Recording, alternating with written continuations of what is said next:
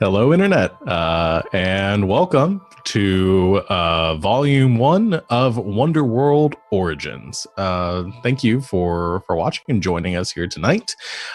With me, I have three of our players for said game, four if you count myself, and Ryan unfortunately could not make it. But we'll be here next time. But thank you for joining. If you don't know what we're doing right now, we're playing Wonderworld, but there's a better explanation out there on YouTube. We had our session 0 2 weeks ago, and we built our characters and kind of talked a little bit about the system. We're going to do a little bit more of that today.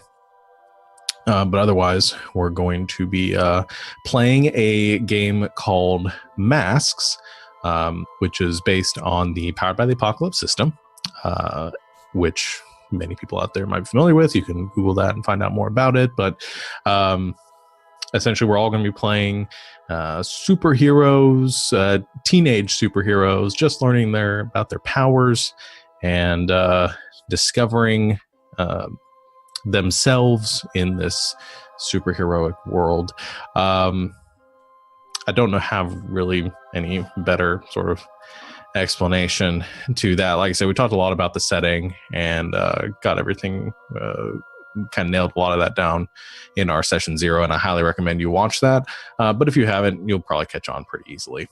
We'll talk about our characters, and actually, no, we'll do you guys want to go around, like, introduce your characters before I kind of launch us into the role playing? This session is going to be a little bit weird because there's still some stuff that we need to kind of hash out, like out of game in a more meta aspect. So we're probably not going to be in character for this entire game. And we'll be discussing some stuff and building the world still. So if you like that kind of stuff, you will enjoy this.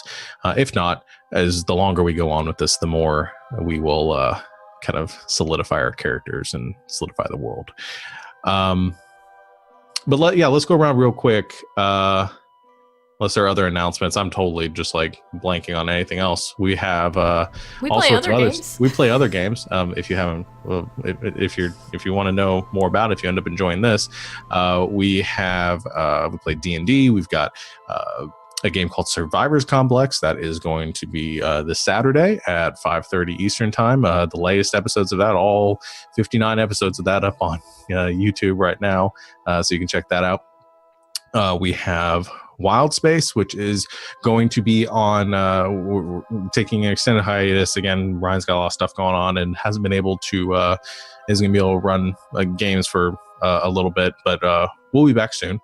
You can check that out on YouTube as well, get all caught up on that before we rejoin in the action. And then Tidefall, those episodes are up on YouTube as well. You can check that all up on YouTube or on our website, which I believe has been posted in the Twitch chat, ggk.smvi.co. We have links to all of our stuff up on there, and you can check that out. It's a convenient place to get everything GGK that you are craving. Did you talk about OG Wonderworld? Did you talk about OG Wonderworld and I just wasn't listening? No, haven't mentioned that yet. This is the origins of Wonderworld. We played this game once before using the Cypher system. That's also up on YouTube. You can check that out. Wholly unrelated to this. Standalone. You don't need to watch that if you in order to understand what's going on here. But if you're interested in like superheroes and stuff, I did run a little like 5 or 6 part series for that. That's up on YouTube, and you can check that out. So yeah. That's all the announcement stuff. So let's talk about the characters we're playing. I have a little brief kind of intro thing, and then we'll kind of begin fleshing out the world and doing some role playing and things like that. So who wants to go first? There's only like 4 of us, so somebody else volunteer. Yep. So I will be playing Ian Jimenez, who is going with the playbook of the Bull, and classes in this game are called playbooks, and the Bull is basically tanky, get up in your face and punch you kind of character. And his hero name, his mask name that he has chosen to go by is Lambast. Okay, so powers of strength and indestructibility and that sort of stuff. Yeah. In our session 0, I had just recently finished watching Luke Cage season 2, so it was very much along those lines in terms of power set. Okay. Cool. All right. So, Savannah. Hi. I am going to be playing Olivia Dayton, super alias Fantasia. What are we saying about ourselves? I already forgot. Powers and... Okay. The powers that she has, my playbook, I guess, to reiterate that, is the Doomed, which is cool. My powers are superhuman strength and speed, memory manipulation, and psychic constructs. I can create stuff with my brain. Cool. And then Morgan? Yeah. So I'm going to be playing Yukiko Strauss, known by most people as Kiki. I'm using the Janus playbook. So she has heightened physical abilities, and as well as energy absorption and substance mimicry. And she has a very hectic life. Hence the name of the playbook. It's kind of, she has a mask and a secret identity, and kind of has to play between those two. Kind of like the traditional, like, Spider-Man kind of high schooler by day and gotta pick up the milk on the way home. Yeah. Cool. You're probably the most like traditional to this setting, I think. Should be interesting. And then so we have 2 other characters, one of which is my own. I'm going to be playing Rose Amari, aka Recall. She is a sort of a loner, not actually, I wouldn't really say a loner, but kind of a class clown delinquent, or using the playbook, the delinquent, and playing into that a lot. I said surfer in our last session, but I actually decided to go more of the skater route for her character. And then her powers are teleportation and power negation, so negate other people's abilities. And then Ryan is going to be the other one who's going to be running this game alongside me, and we're going to be alternating, and he's playing I think Lucas was the name, aka Mutaboy, and he's using the playbook The Outsider, and all that I think he's told us so far is that his character's from Canada. He's an exchange student. Yeah. But I think The Outsider's based on the being in like sort of the Starfire alien, kind of or Superman, I guess, is the more classic example. Alien from another planet now. I think Starfire is a much better example. Yeah, probably a better example as far as learning our customs, and getting a lot of like, well, in Canada we act like this. So yeah, anyway, but we'll do more of those characters when we get into it. And so those are the characters we're playing and the playbooks, and we'll talk more about this as we go. So I've got a brief sort of intro. I'm going to bring us into the setting, get us all in the mindset of where we're picking up this game, and then we will talk about some other stuff. And I need a music change.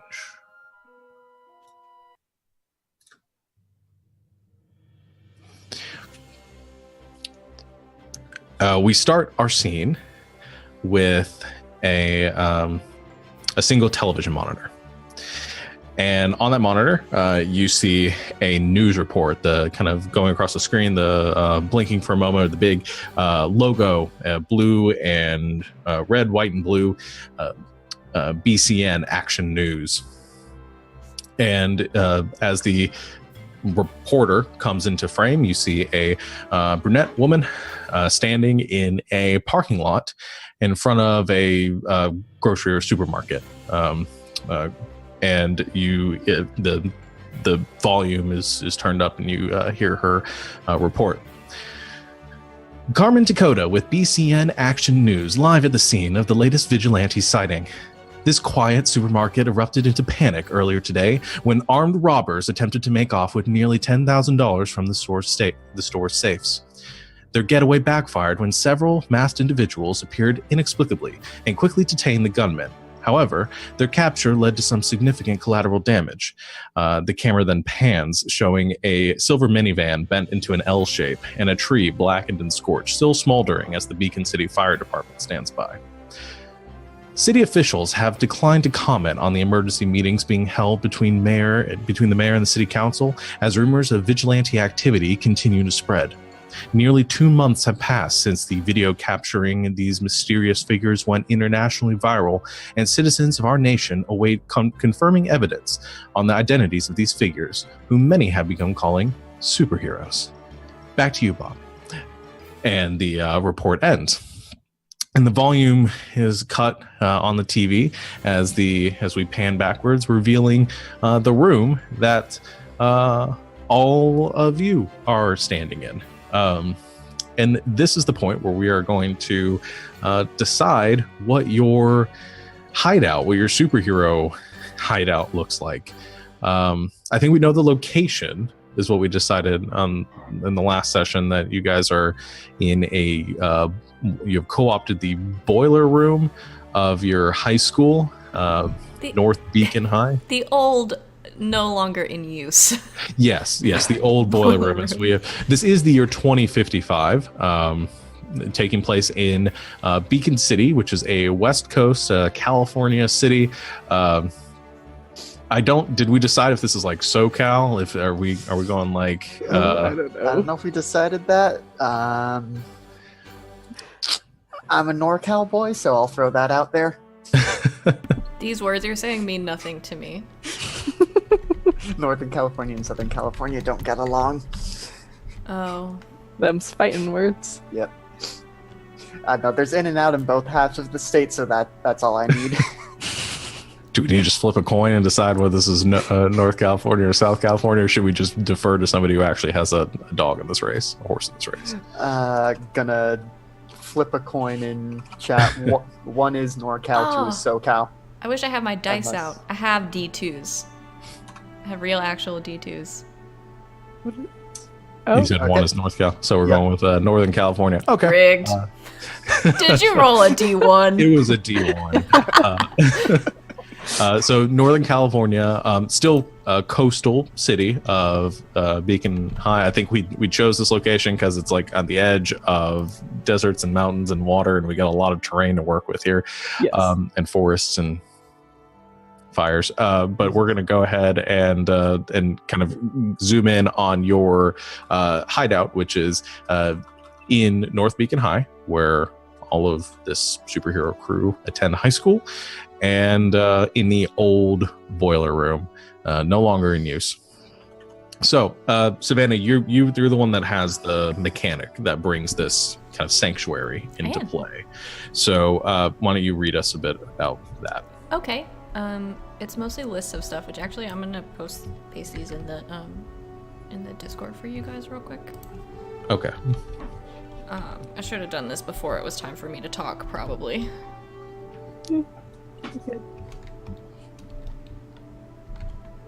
Okay, but essentially, I get a sanctuary, which is a place where I can rest, recover, and reflect upon my powers. I, in the spirit of teamwork, would like to extend that to the entire team and make this our kind of like hideout thing, but it is a thing that the Doomed playbook gets. But yeah, a place where you can rest, recover, and reflect upon your powers. Essentially, you get to choose from a list of 3. You pick 3 features for your sanctuary, and then you pick 2 downsides for the sanctuary, which I listed in our chat as pros and cons.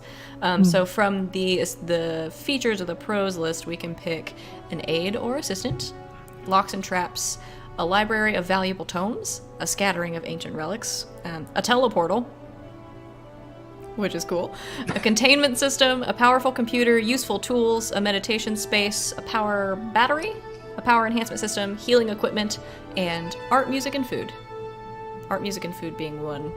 I'm assuming a power battery is like something to recharge your powers at, and not like Not like just a car battery. it's just jumper cables.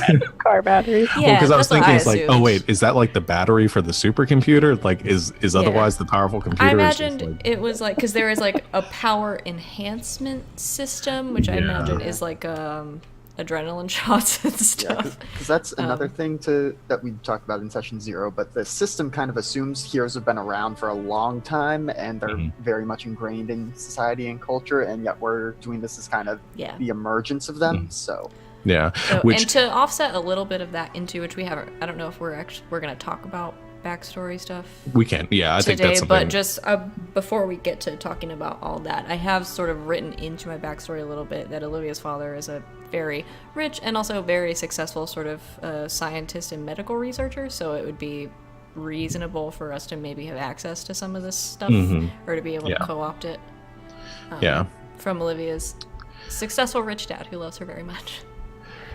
I think I guess what would be the most useful to our group, because I can already do any of us use gadgets or tools or anything like that?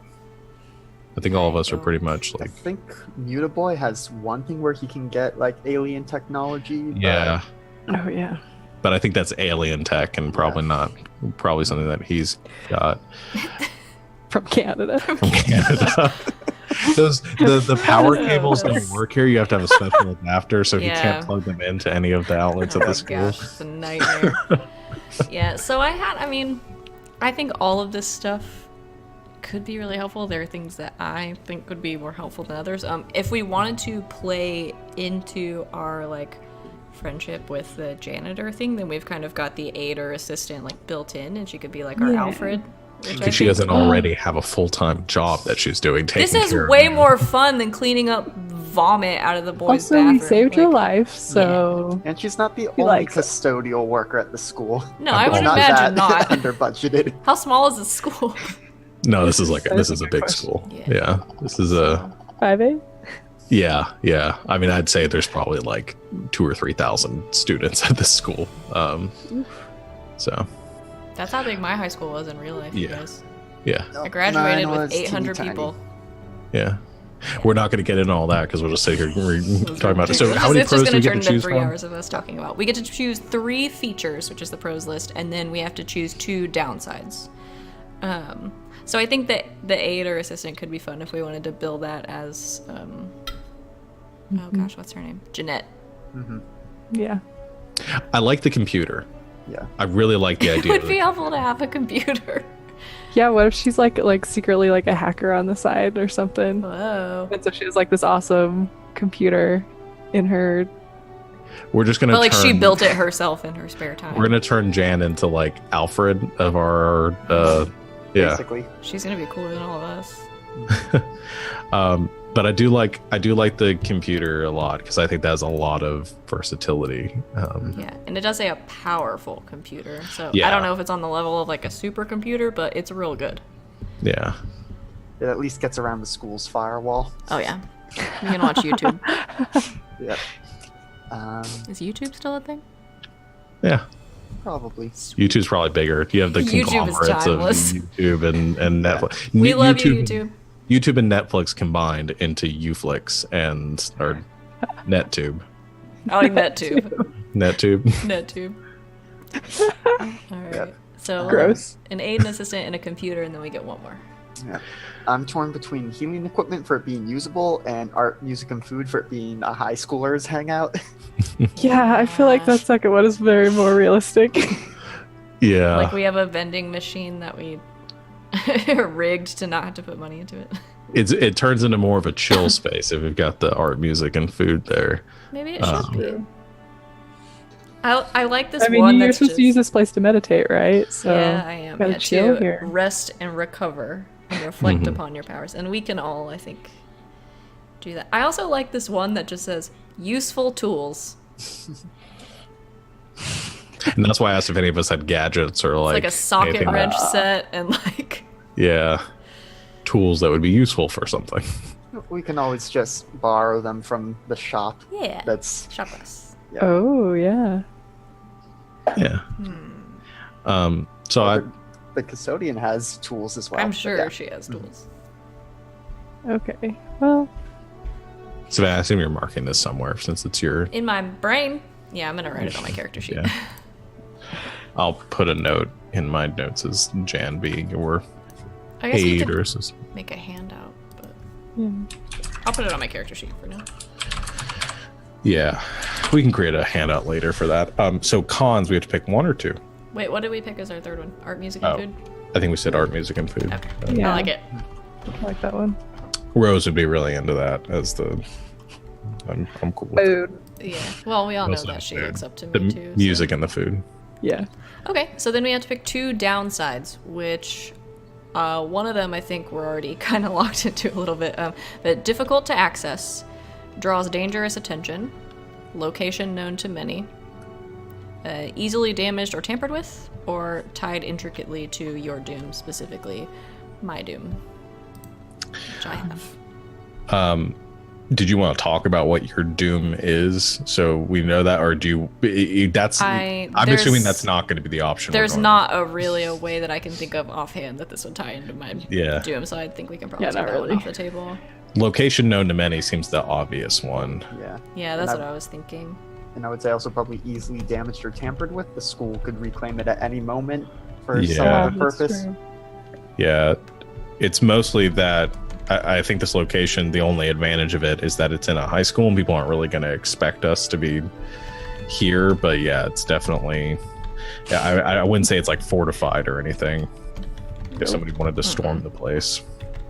You know, it's known to many in the sense of this. Pretty much everyone in the school knows there used to be a boiler room, and maybe once in a while they're like, I wonder what they're using it for. Not like any of our already established supervillain nemesis are like, oh, they must be in the North Beacon High boiler room. The boiler room! Yeah. Yeah. I think that's every once in a while. Yeah. Some like hooligans probably show up. Maybe we should have picked traps instead. I think bear trap.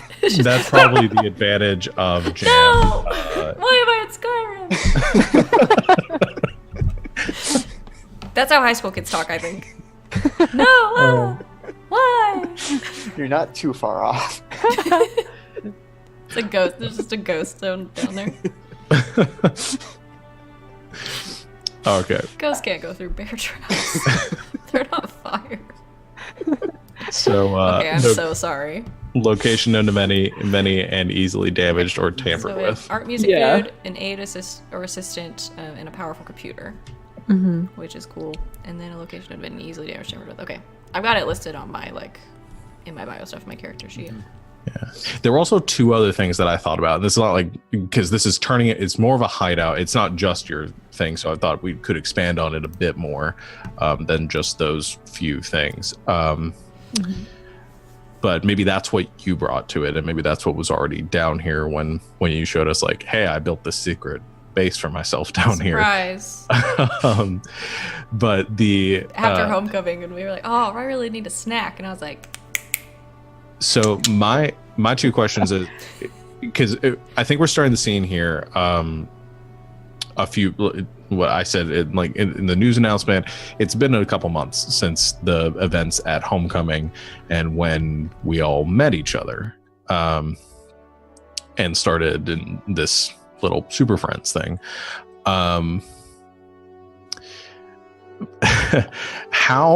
How do you see, like, what's the entrance to this place? Like, what are ingress to this and exits to this place?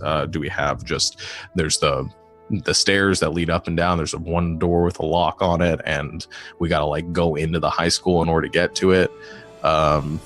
Or is there some like secret Batman style tunnel that leads here? I actually haven't thought about that. Okay. I know it's like, I'm trying to figure out like how old this actually is, because even me thinking about like 2018 about like a high school having like a boiler room in the basement is like some Nancy Drew stuff. Mm-hmm. You know what I mean? So like that actually happened in a Nancy Drew game I played once. But I was thinking that maybe this is like super old.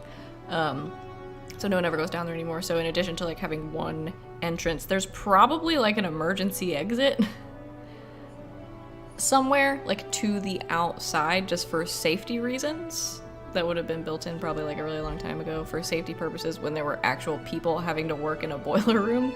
Mm-hmm. Which I assume people had to be in there at some point. I don't know. like the pyramids, and they built the one escape tunnel so that the people building it could get out. Sure. But I imagine there's probably like a safety exit or like a crawl space or something where, okay, if anything, there's probably like ventilation to the outside.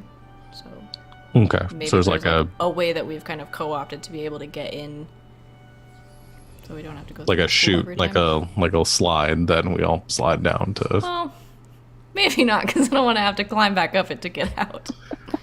I'm True. super strong; it doesn't matter. But I just imagine they're like a, like a kind of large like crawl space or something. But Yeah.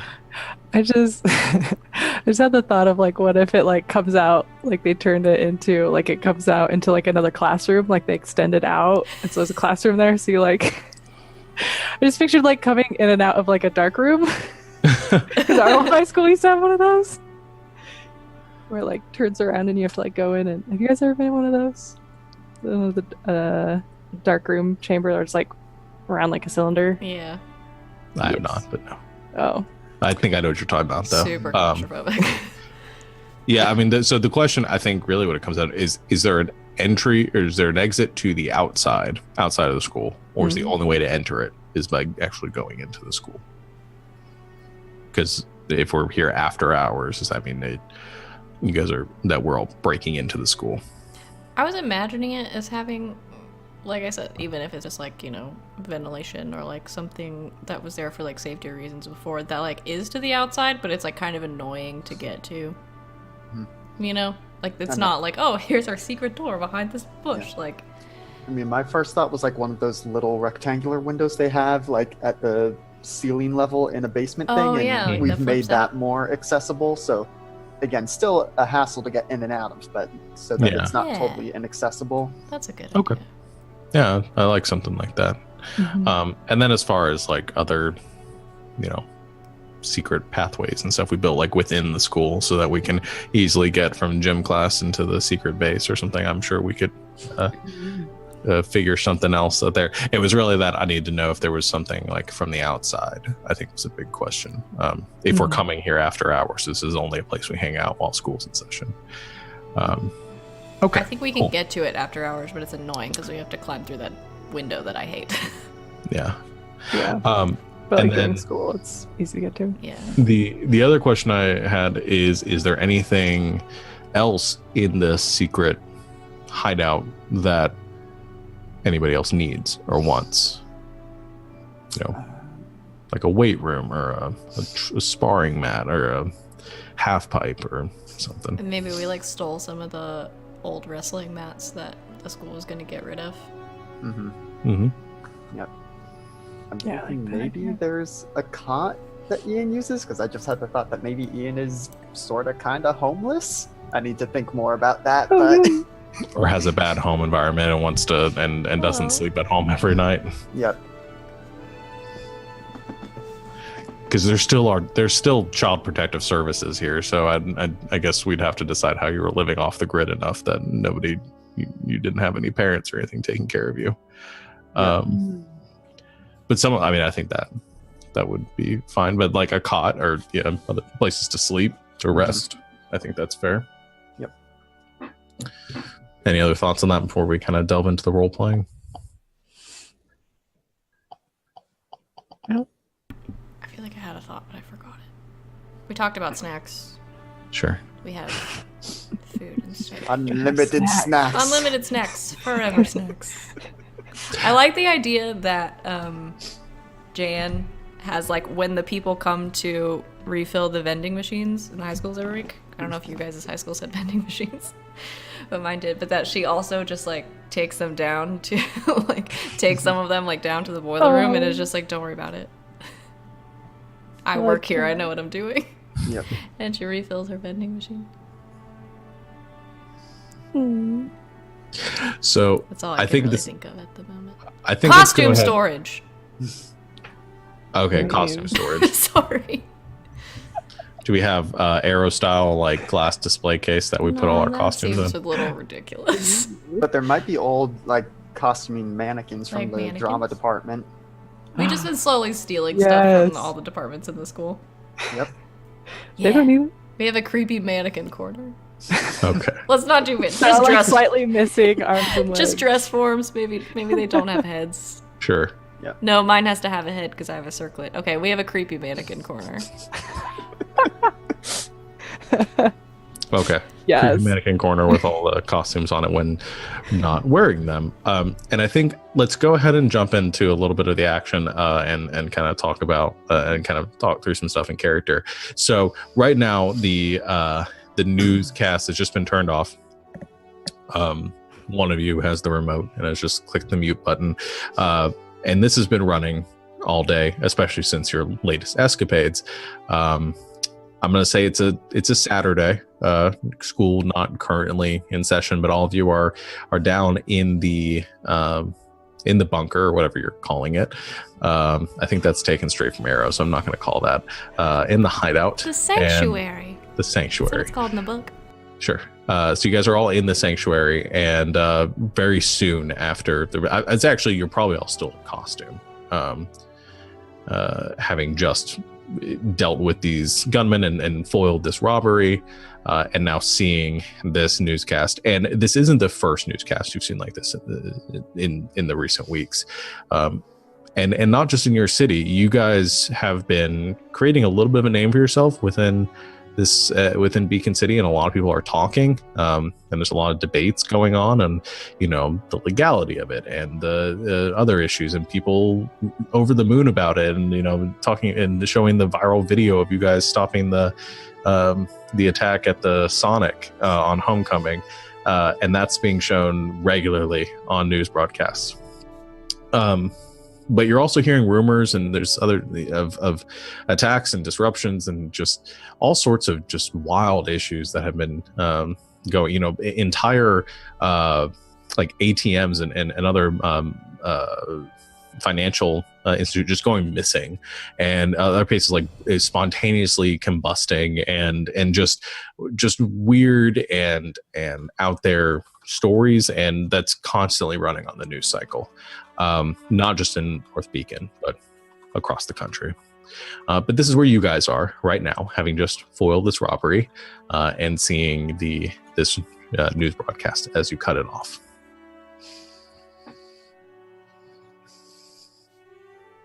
Look, I'm sorry about the car. It's coming at me. Didn't have much time for damage control.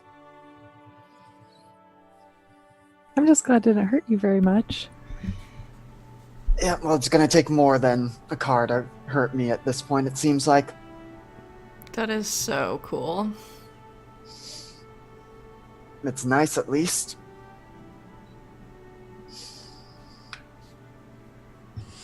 I don't know about all these news reports, though. It's kind of making me a little bit nervous.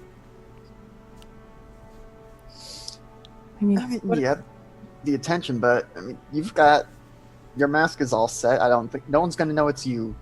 No one's gonna know it's you, Kiki. Yeah, but what about you guys? Like, none of you really wear masks. I mean, I've got my bandanas and my goggles. Yeah, it's no mask, but it does the job. I don't wear a mask at all. Yeah, that I still don't get your motivation for that. Have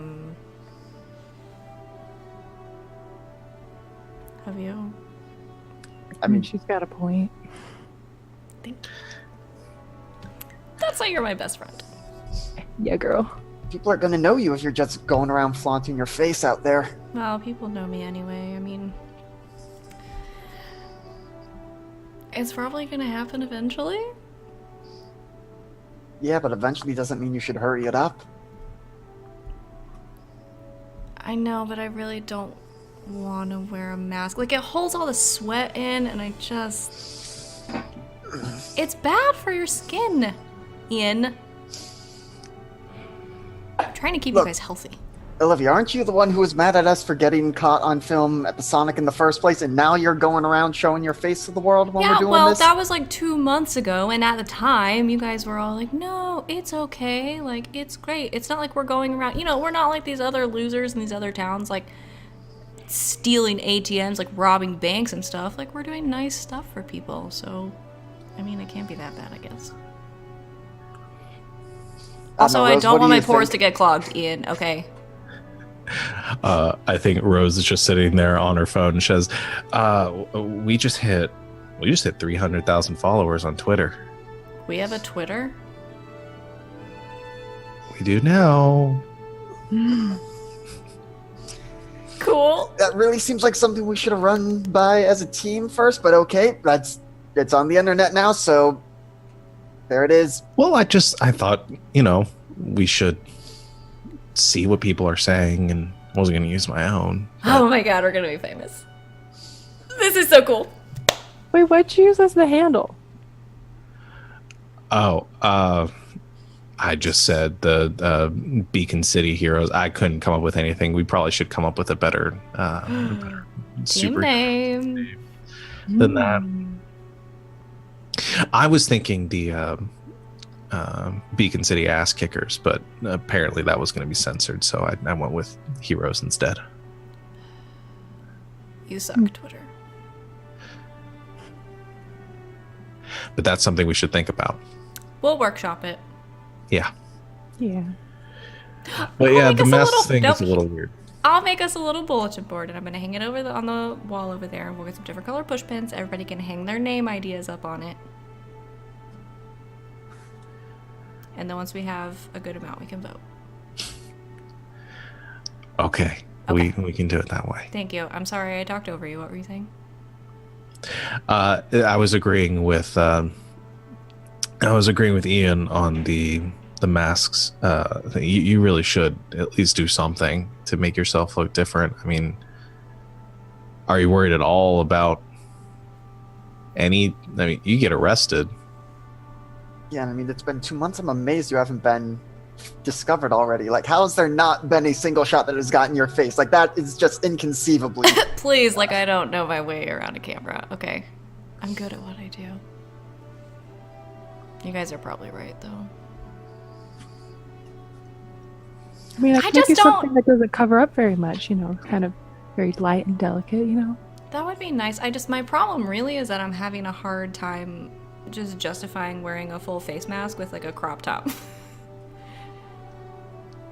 Is your navel particularly identifiable? No, but, like, I mean, in the middle of the summer, are you gonna...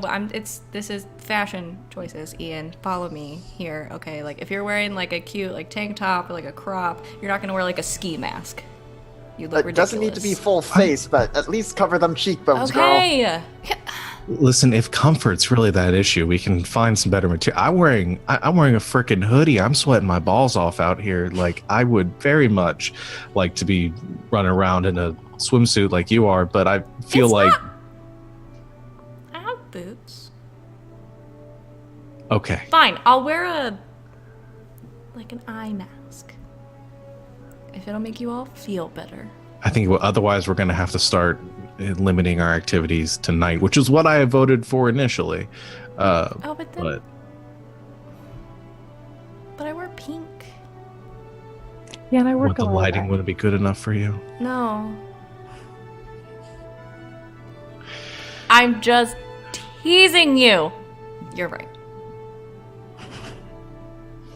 Well, either way, good job today, everyone. That was pretty fun. I don't think any of us got shot. No, that was real close, though. Yeah. Quickly do a once over of my outfit to make sure there aren't bullet holes. I don't know, Ian. If notice. You got shot, would you even know? I'd probably feel the impacts, but yeah, I think I escaped unscathed this time. Oh my gosh, that's so cool. Yeah, and probably need to cool it on the destruction to public property, because that's only going to make it harder for us. And trust me, I don't want anything else on my record. Yeah, we could definitely get arrested, and you could get super arrested. Yep. Yeah. Sometimes I forget you all are still under 18. I get caught, I'm going to real jail. Ew, you're a creepy old man friend. Yeah. But yeah, no. I'm still figuring out how strong I am, and like I said, didn't have time. I just backhanded the car, and that happened. So I'll try and reel it in. Yeah, maybe we could practice sometime. Let's work on some moves. I think we should just trial it. I'm not big on practicing. I think practice is good. I don't know how to do that without hurting one of you guys. Like, I know you're strong too, but I'm He's stronger. afraid to hit a girl. Just kind of stare at you, like, really. Look, we got the mats here. Do you want to tussle right now, or do we have more important things to be talking about? Who? Me? No. All right. So you were saying, Rose.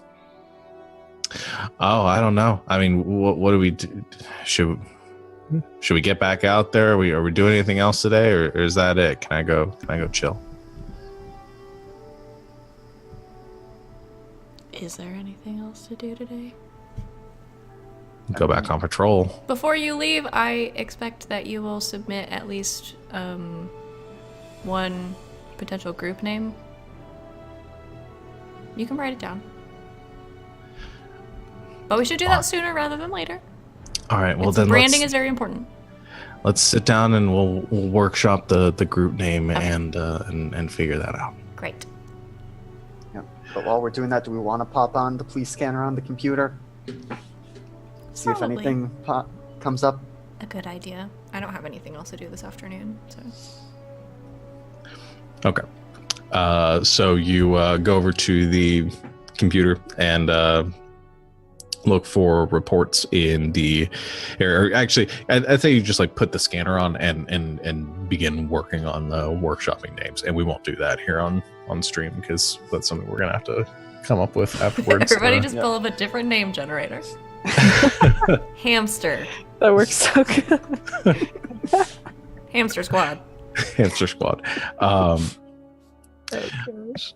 So I after about say 45 minutes of working on whatever you guys are working on, chilling and kind of and having a second to unwind, there is a report that comes on the over the wave, the radio on the computer. Yeah. Mm-hmm. Anyway, the police scanner. And the police department live stream. Just a Twitch live stream of the cops. Something's happening. There's overlays and like. I'm sorry. So here's the gist of it is the police are currently in pursuit of a unmarked van that was being pulled over outside the city and is currently making its way into town, moving at high speed, and they are firing on the police currently.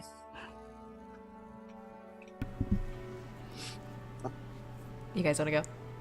Yeah, this sounds like something our speed. Yeah, I think I've got time before my next shift. Okay, let's go. Better get a move on. Okay, so I guess we hadn't talked about this. Is how do the Autobots roll out here? I don't know if the Autobots had taken off their costumes from the first time. Probably not yet. Wait, did we? How long has it been? Did we rig up some sort of like eye covering till I can get a pretty one? Sure. I mean, I've probably got a couple different ones that you could choose from. Maybe aren't fitted perfectly to your face, but what do they look like? Let's see.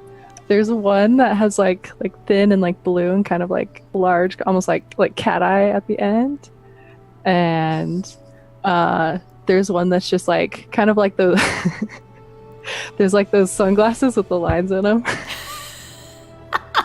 Like, I don't know about this one. I was trying to, be cool about it, but I don't like that one so much. They're really cool, but I can't see that well. Yeah. I was trying to figure. Anyways, that one is not as good.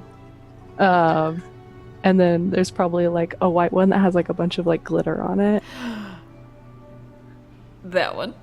Perfect. My costume is pink. I think it goes with white. We'll do pink with white trim. So the reason why I wanted to ask is how we transport, because Rose has the ability to teleport. So we could work it into the fiction that just teleport places. It's a little anticlimactic, unless we have some sort of vehicle. Nobody here can fly. I have super speed.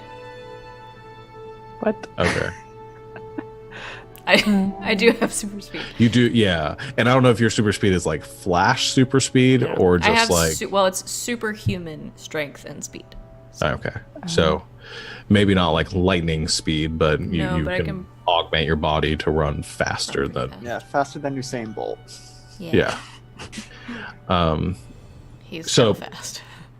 I think probably the way, and that was one of the reasons I was thinking Rose would be a good addition to the team, is the transport ability. So I think that's probably but we have to like go to a specific spot. So you can teleport all of us? Well, and that's something we hadn't talked about. I think it's probably limited, probably can't teleport large amounts. I was imagining it sort of like the jumper style of teleport, like can teleport larger things if they are in motion while teleporting. So can teleport, but we have to do like an Avenger style run. So we all take off running. Yeah. Let's go, lesbians. Yeah. Okay. I mean, yeah. That's how I was imagining it. Unless somebody's That's got awesome. something cooler, or we've got some sort of device rigged up that we all just like. We could have had a teleporter, but you guys decided you wanted food. So. I mean, it could just be we all have to have like a hand on Rose for it to work. Yeah. Yeah. Some kind of contact, Like a or contact. if we're going with the motion thing, Ian just picks everyone up and jumps, and then you teleport us. I kind of like the contact thing. Like maybe if there's like skin contact, then you can extend it out. Probably can't do that a lot. I imagine that's difficult. Yeah, probably drain like, a bit. Like once per day. Yeah, we'll go with that. I'm not rolling anything for Rose right now for the sake of for the sake of this, she's just going to do it later on. If she may have to roll for it, but for the sake of the story here.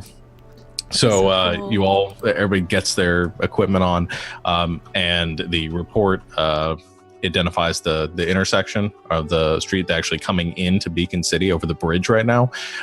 And so there is, I think everybody puts their hand on Rose's shoulders, and she focuses for a moment, and there is sort of like this wave hitting you. It feels like cold water, and as it passes over, you begin to sort of emerge from where you're currently standing in the bunker to the city streets. We get some more action-packed music here.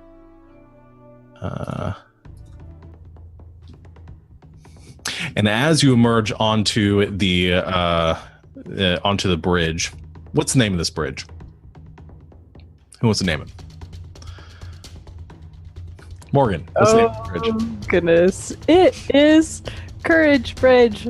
Courage Bridge. That's all great. Right. Make a note of that. One of the first big bridges into the city. Our courageous ancestors who established this place. We're going to have to come up with who the David founders Such. of Beacon City were. Not Kevin Beacon. But as you emerge onto this bridge, it is chaos here at this moment. There is a helicopter that is passing overhead,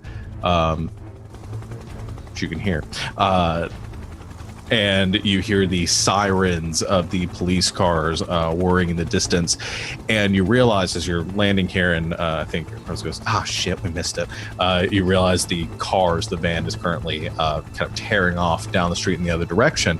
However, what you do see here as you look around is the wreckage that has been left as this armored car, essentially. It was described as a van in the report, but it seems to be a little bit larger and sturdier than was indicated, has just bulldozed through traffic here.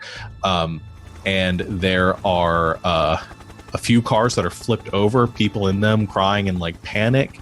People are injured. And you also notice that there is a bus that is kind of has run into the guard railing and is partially hanging over the edge of the bridge and is tilting just slightly. What do you do? And this is sort of the action aspect of the game. There's not really an initiative order. It's just sort of you act. This is the situation. The bus is looking like it's going to careen over into the lake. There are a couple other, or into the river. There are a couple other cars around with people that look like they're injured. So you have a situation where people are in various states of peril. And you guys have decided what you're going to act and do first. Well, I'm going to look at Ian and go, you got the bus, right? He'll kind of look after the car and like take a second longer than he probably should and say, yeah, I got the bus. I got the cars. I'm going to start going towards one of the overturned cars. And Ian will go towards the bus and see if there's anywhere to grip it and at least keep it from going over further, if not start pulling it back. Okay. I'm trying to, and it's gonna take me a little bit with names, and we're gonna go with superhero names. You guys are in your costumes. So Facet and Fantasia are heading, dear Facet, did you say what you were doing, or you're going with Fantasia? Or? Yeah, I'm probably going with Fantasia. Is Mutaboy with us? I'm saying for the sake of this, because I don't know Ryan's character enough, is that Mutaboy is not with you guys right now. Got studying for a test. Rose is if you sort of indicate for her to do something, but I will not make that action on my own. Got it. Okay, yeah. So I'm probably going with Fantasia. Okay. So you guys head towards the what are you doing upon heading towards the overturned vehicles? What is your first step? Do you just jump right in there? Do you kind of survey everything and kind of getting a better idea of it? Look over the moves. You kind of walking through this a little bit. Look over the basic moves. The ones that your character has. See if there's anything that you want to do, and then describe to me what you do in order to do that.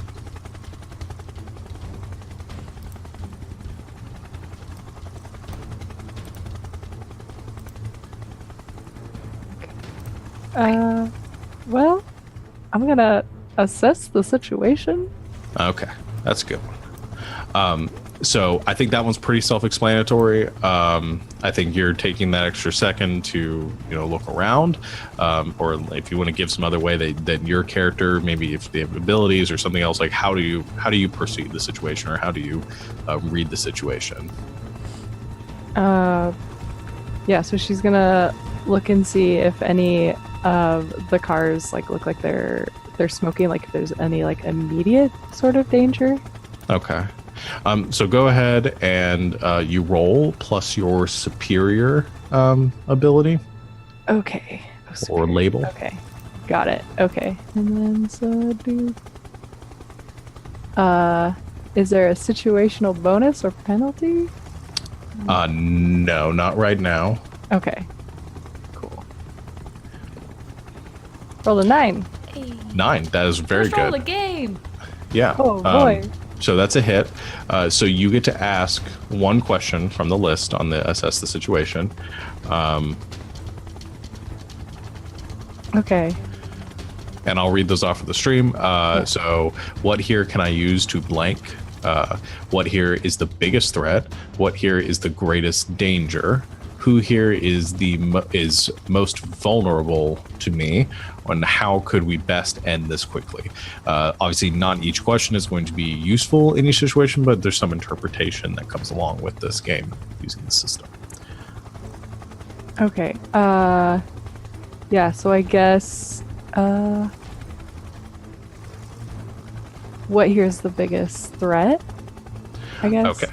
Yeah, that's a good one. So I think you see there are a number of cars, some on their sides, some that have just been caved in or kind of crushed in on one side. There are a couple that are upside down. But you do notice that there is one car that looks to be kind of in the back of the line, like one of the first ones that was hit, currently upside down. Looks like it is leaking fluid onto the asphalt. And there are a few kind of, I'd say there are a couple of kids and their parents in the front seat. Looks to be a more packed car, and the parents seem to be, or the Yeah, so the parents seem to be unconscious, and you can hear one of the kids kind of crying in the back seat. They look like they're in the greatest threat right now, and the car is the greatest danger to the situation. Okay. Just gonna head over there and be like, Fantasia, this one, please help me. And then do we have to roll to like use our powers? It depends on what you're doing. So okay. Let's say with it depends on what you're doing. So describe to me what you do, and I'll tell you what it is that. Okay. So using her substance mimicry, she's got like a wedding band that has a diamond on it. And so she's gonna like touch that and turn her hands into like diamondy. Okay. And to see if she can like try to like cut open the car to like try to get at them. Okay. Yeah, I think that is a good example of unleash your powers. So for this, you roll plus freak is the roll to unleash your powers. We'll see how this goes. She's not very freaky. Oh. Okay, here's a good example of something we can do here too. Now, I don't know if it's necessarily going to make a difference in the situation, but you guys are acting as a team right now. And you have the ability to spend points from your team pool after a roll has been made to try to bump that up so people can be. So in this situation, you've already called out to the other members of your team. You've got Rose and you've got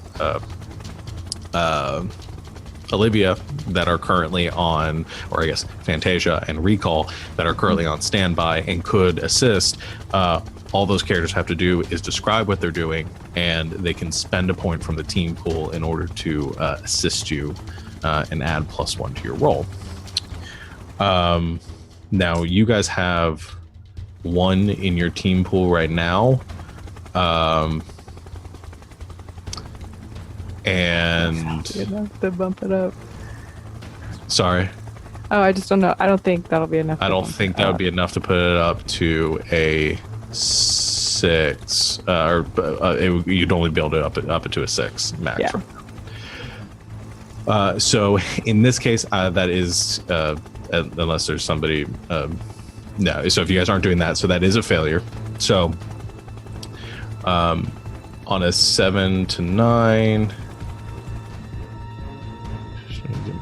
Okay, so since that's a miss, you do 2 things. One is you get to mark a improvement or a potential. Oh, okay. Yes, because you failed a roll. Got it. Which is like this game's XP, right? Yes. The other effect is that this is going to go badly. So one is you're going to mark a condition. Okay. And that's your call. It makes the most sense to kind of do one that might sort of make sense for the situation. But here's what happens. You go to mimic the substance on your the ring. You go to mimic the diamond to kind of take on that form in your hands. However, in the moment with your adrenaline pumping, you go a bit too far, and the diamond substance, you see it kind of begin at your fingertips and move down your hands, and you feel your hands kind of lock into place, and actually that feeling, that sensation travels up your arms and up to, so you end up, your arms are sort of like locked in place in that moment, and you can't move them as they have taken on the sort of rock hard appearance, like going above and beyond what you intended. Okay. So that's probably gonna make her feel afraid. Okay.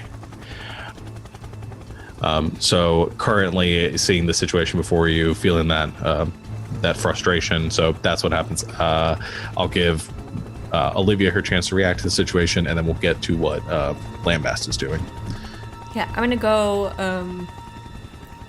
past Kiki, assuming I usually just kind of go where she points me, but I'm gonna go past Kiki, and I'm gonna try to channel my psychic constructs ability, and so channel some psychic energy and try to turn it into, oh gosh, I can create things, and I can't even think of anything to create, like not like a hammer, like a mallet, and try to use it to smash through the window of the car. Okay, so I bust out the window. I say, cover your eyes! Cover your eyes! So I'm gonna try to manifest like a hammer type thing and try to smash through. Okay, so I think we will do this one a bit different. No, I think this would also be Unleash Your Powers now that I'm thinking about it. Good. We'll go with that. I'm not going to stretch to do something else. I think that's... Okay. So go and roll for... 9. 9, okay. So in this case, 7 to 9, you mark a condition, or the GM will tell you how the effect is unstable or temporary. So you have the option... So that's your choice. Either you get the condition, or you get the, or I describe in some way how the effect isn't permanent, or how it's not exactly what you wanted.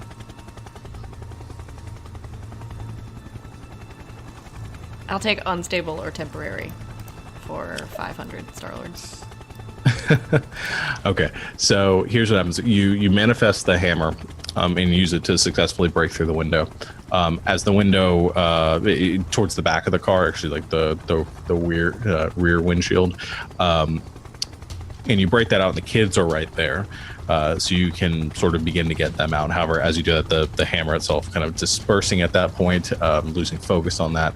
I think the effect, the unstable or temporary effect here, is that as the impact hits, the car kind of shifts a bit, and some of that fluid that's on the ground kind of ignites, and there is now a bit of fire now catching towards the engine of the car. Okay. It's beginning to, some smoke is beginning to kick up. So that's what happens in that situation that you guys are currently dealing with. We're going to go over to Lambast. Lambast, you are rushing towards the bus, which is, like I said, kind of tilting over. How are you approaching this, or what are you doing? I want to, at least first just kind of, I'm assuming that either, whichever way is closest to me, I just kind of want to punch through and grab onto something more solid and at least, stop it from tipping over anymore while I figure out. Okay, so you're using your abilities to just hold on to the bus. Yeah, and see if am I strong enough to just pull it back, or do I need to figure something else out to get it back onto the bridge? Yeah, I think that's testing the sort of limits of your ability. And again, I don't want to be too repetitive with it, but I think that it's going to be. I think I'll give you this. You kind of hold it there, and as it's sort of tilting a bit, and with just your natural strength, you stabilize it. But yeah, it is going to take some heavy. You may be able to pull it up onto this bridge, but it's not certain. What I will do now that I know I have it stable is I will shout out to Recall, say, Recall, get the people off the bus, and try and ask her to teleport people out so that it gets lighter. Okay. All right. So I think she is going to acknowledge that, and kind of surveying the situation as well, seeing where she can help. Sees you say that, and instantly kind of disappears from that moment and reappears near the back of the bus, and begins to try to get the people off of the bus, or kind of, I'd say maybe inside where the rear doors are. And I'm imagining it's more like a school bus, maybe for some sort of weekend field trip or something. Is it opens up the back of the bus, is beginning to usher people off. But this is where I'm going to push. So is able to get people off the bus. However, as she gets the children off, she hops off and says, "There's a problem. The driver's unconscious at the front. I can't get him out of the seat. I'm not strong enough." Okay. At this point, I'm trying to think. I'm trying not to get too technical with how the bus is set up, but I'm wondering, is it on enough that I could, let go, dash on, rip them out, with the seat as a whole, and get out before it tips over? that might be possible. You'd have to roll for it. Yeah, so I think that's what I want to try and do. Okay, I'm gonna say this is a defend roll. So there isn't like the immediate threat being a plummet off the edge. So I'm gonna have you, you're rolling to defend the bus driver from an immediate threat, falling to their death. So roll plus savior, which is a 0 for me. So we'll see how this goes. That's a 10, and that is a perfect roll. So for NPC threats on a hit, you get to keep them safe and choose one. So from that list, which is add a team to the pool, take influence over someone you protect, or clear a condition. Yep. So I think because it worked out well that it only got to that point because recall was helping me out. I think I'm going to add one team to the pool. Fair. Okay. And everybody has access to that, so you can update it and do that. So I think here's the scene. As Recall gets the last of the kids off the bus, the driver unconscious to the front, Lambast, you release the back of the bus and it sort of kind of tilts just slightly, wavering there. You pull yourself up into the back of the bus, which almost evens it out for a second, and then go quickly rushing forward towards the front as the bus is beginning to careen with your weight. You grab onto the back of the headrest of the chair, ripping the entire chair out of the front of the bus and then dragging it through. The other chair's kind of bending out of the way, and the cushioning from the seats getting torn out. It's just like a mess of debris left in there. As it's beginning to list forward ever slightly more, you come pummeling and kind of pushing open the exit of the rear of the bus even more, giving yourself the room to rip the stool or the seat through. And just as you both go kind of crashing down the asphalt onto the bridge once again, the whole bus kind of lists forward and goes sliding and skidding off the edge and then plummeting over into the water. However, everyone being safe. Wow, you're doing way better than us. Yeah, such a superhero. So I'm going to go back to the two of you now. So kind of you recovering just a little bit. What would you like to do? I'm trying to Facet. What is your next step? You're seeing the fire now spreading at the hood of the car. The kids are out, but the parents are still in the front seat. I've got the kids. You're doing great remembering 2 sets of names. Okay. I've got the kids. Got like diamond hands that I can't like karate chop. Well, how do you see yourself adapting to the situation? So it's spreading. You have the fire there. What would you like to do, or what is your move to try to get these people out? Is it gaining control of what you tried to manifest? Is it trying a different tactic? What do you want to do? Yeah. I mean, like I think like her instinct is to like protect people. So she's gonna try to use one of her other powers, absorb energy, and maybe try to put out the fire. Okay. Like maybe like go to like smother it and kind of like. I think this one will be more of a defend. I'm going to translate this as more of a defend role than unleash your powers, because your powers are unleashed. You're just trying to gain control of them in this one. I'm just like. So go ahead and roll plus savior. Oh, plus savior. Okay. And then hang on, I'm just looking because with my mask, I'm affirming my heroic identity, which means I get to switch my mundane and my mask's label. Wait, am I reading this right? So right now my mundane is 3, but I'm affirming that I'm a hero, so I'm gonna make my savior 3. Okay, yeah. Yes. Okay.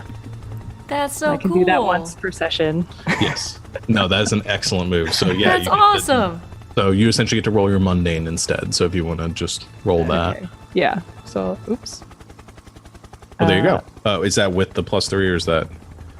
No, that's just, okay. Let me roll. Hey, that's the mundane. Okay, there we go. That's a really good roll. That's a 14. 4. The little pig. which is kapow. Yeah. Yeah, which either way with the first roll for this. So yeah, you get to do the same thing as Lambast. So you get to describe how it is that you save them. So you succeed, and you get to either add a team to the pool, gain influence over someone you protect, or clear a condition. Okay. Yeah, so I guess I'm gonna clear my afraid condition. Okay, that definitely tracks. Okay, and then kind of like get centered to like, I've done this before, I can do it again. I'm just gonna kind of like dive in there, like kind of get in between like the between like the flames that are coming and the rest of the car. Mm-hmm. And I don't know what it looks like to like absorb the fire, but maybe it just sort of like kind of like sits there for a minute, and then it sort of like picks up and like kind of like swirls like around her for a minute and like kind of dissipates. Okay, yeah, I like that. So maybe you so you interpose yourself, and as the fire kind of whelms around you, it's sort of absorbed into you, and maybe for that brief moment you are like engulfed in, like your body is mimicked, because you have that substance mimicry ability as well. Your body begins to mimic that fire, and there's that brief moment where you are actually like engulfed in flame that's kind of douse that out, and the fire is gone. With that, I'll say, so the immediate threat is gone. You have the opportunity, Fantasia, to get the rest, get them out of the car as well. Yeah. That's their parents, I guess. Yes. Out of the car. Okay. And you have everyone pulled out of the car, and at this point you hear the sirens approaching of the ambulances and the paramedics making it to the scene. You kind of look around. It doesn't seem like there's an immediate threat in the area. However, you do see the helicopters disappearing between the buildings and the downtown, and you still hear the sirens of the police car chasing that armored truck. And I think Rose comes rushing up as you kind of all reconvene again, says, all right, take two on the truck then. One thing. I do one thing really quick. Are those kids still like nearby? Is his family still nearby? Have they run away yet? Yeah. Okay, before they run away, what I want to do is, while I'm like, I guess this probably happened before this, but while I'm making sure they're okay, I have the power of memory manipulation. And so how young are these kids? Are they little bitty? I'd say ranging between like 5 and 9. Okay, great. So while I'm making sure they're okay, I just want to do a little memory tweak on the kids, and I just want to make them remember their parents helping get them out of the car. Okay. Like being more active in the situation and not just trapped in the front seat of a burning car. Interesting. Okay. So here's what I'm going to do with this one. I'm not going to have you roll to use your powers, but I am going to say I think this is affirming something about yourself. This seems to me like Olivia trying to sort of affirm, like caring about the well-being of these kids. Yeah. It seems like you are kind of upping your mundane there. Okay. And maybe lowering your danger, comfort or support. Yeah, it's up to you. So you can, if you make this choice, I'll let you up your mundane and drop your danger by 1. Okay. I do that. All right. And so I just want to tweak those memories into like them, not to get rid of us, but to make maybe their parents seem like more active participants in getting them out. Yeah, taking that extra time to not seeing their parents just like trapped helplessly in the front of like a car that's about to explode. Yeah, well, I mean, you're using your abilities to take that extra time to help the victims rather than proceeding after the threat and engaging it. So that's why I think that shift seems appropriate. Awesome. I like that. So alignment shift, first episode. Let's go. I mean, these are loose, so it's gonna, yeah. I do but that. maybe, but yeah. So I think that shift does happen. So let's after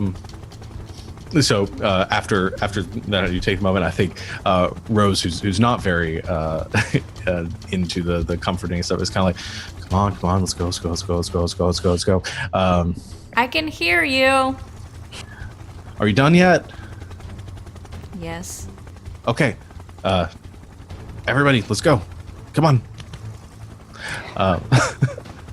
You all put your hands on her shoulders again. She focuses and says, "Van."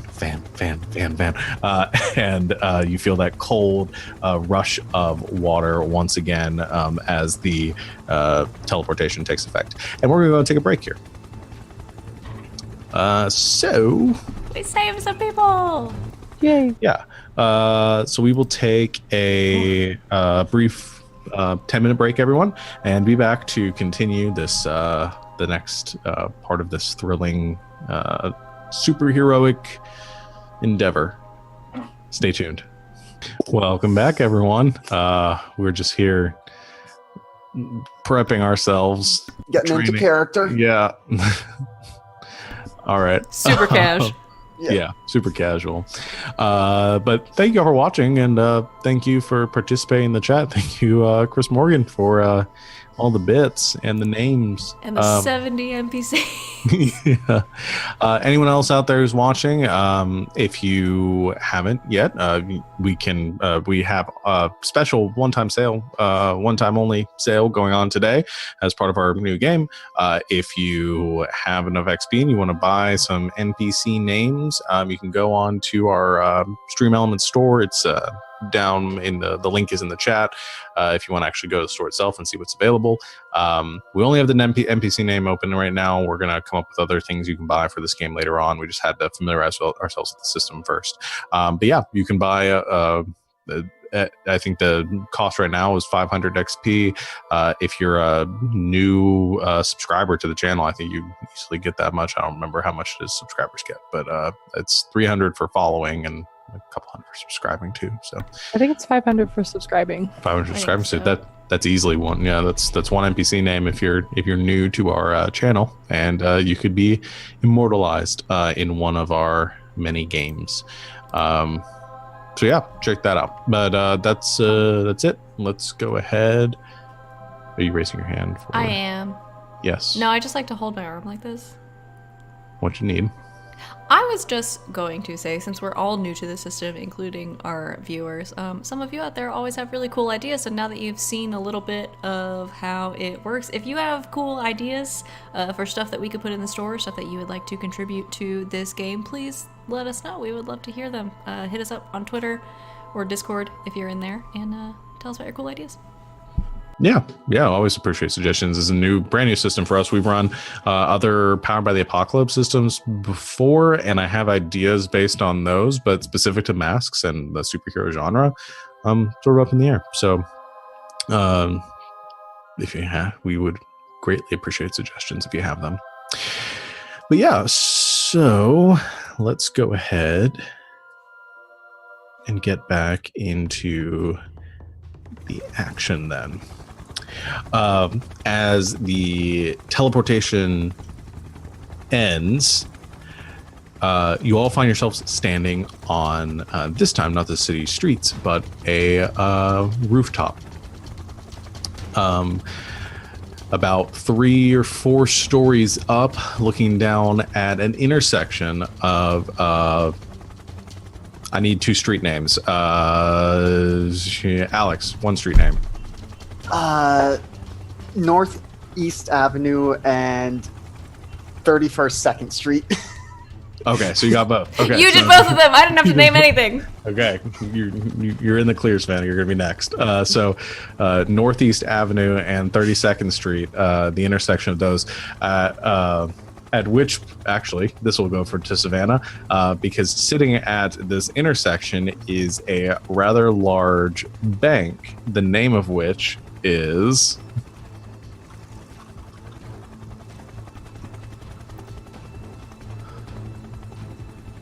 I'm so bad at naming things. Phoenix Bank. Phoenix Banking. Okay. So you have a Phoenix Bank, which is sitting at the corner of Northeast Avenue and 32nd Street, and it's here that you look down and you see a line of police cars currently encircling the building, which the armored truck has crashed through the front doors of. There is a perimeter that is being set up by the police. And you hear an air horn call out. You hear coming up from the street below, and says,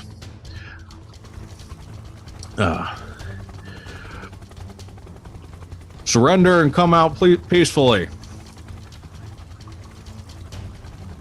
We don't want anybody else getting hurt." And you hear a voice from inside the bank. Says, "All of you back up now." And as this happens, you see the truck, the armored car, actually kind of shifts outwards. Actually gets pushed about 20 feet out into the street. And there is it's sort of on its own, the wheel's not moving. Something very forcefully hits the front of the truck and pushes it back out. And you hear this sound of this metal shifting as stepping out from the front, from the opening of the bank, is a man that seems to be sort of covered in metal, and has these like platings that almost seem to be like welded to his arms, has like a helmet on, and steps out in a large kind of very robotic fashion out into the street. And you hear the voice again saying, "I've got 10 hostages in here, and unless you back up, I'm about to have 3 less." And you hear the man on the bullhorn begin to say something again.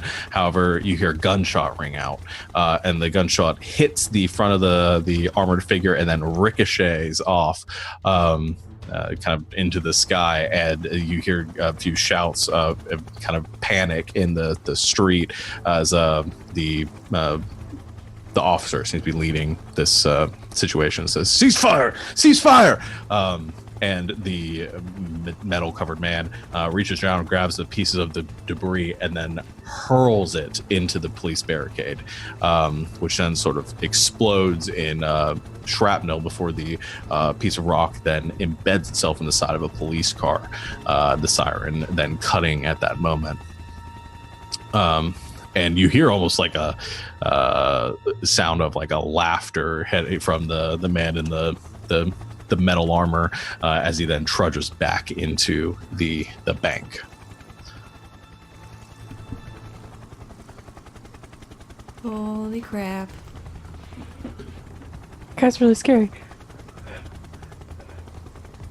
I can take him. But we gotta figure out where the hostages are, If we hit them, are they dead? Like, what's the situation in there? I wanna try something. Will you guys watch my back for a second? Okay. I would like to use one of my Doom signs, the one that I start the game with.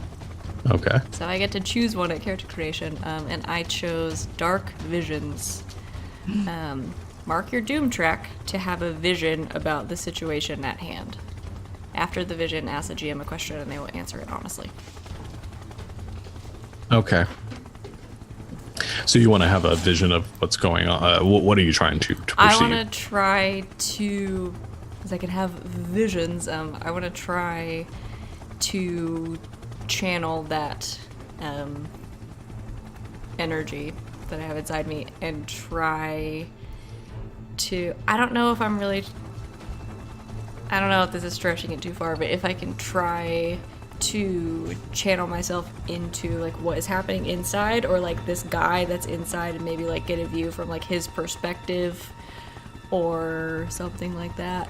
I don't know how this works. That's all it says. Yeah, no, I think that works.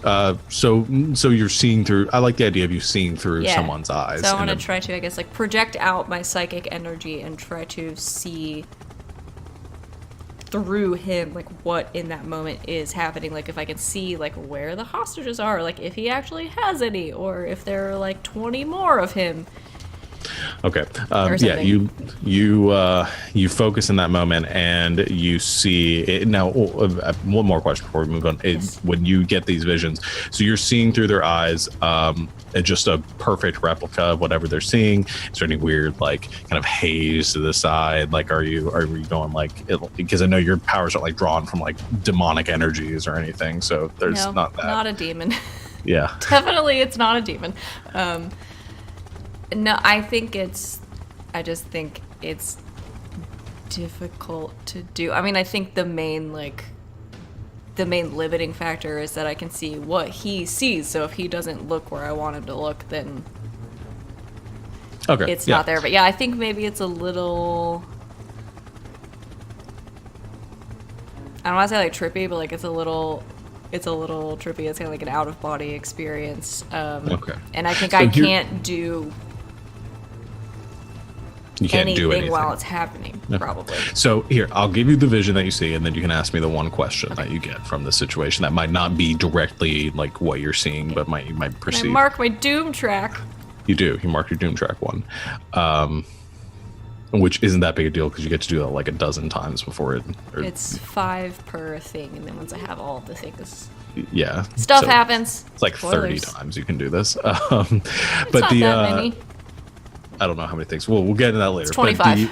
25. 24 now.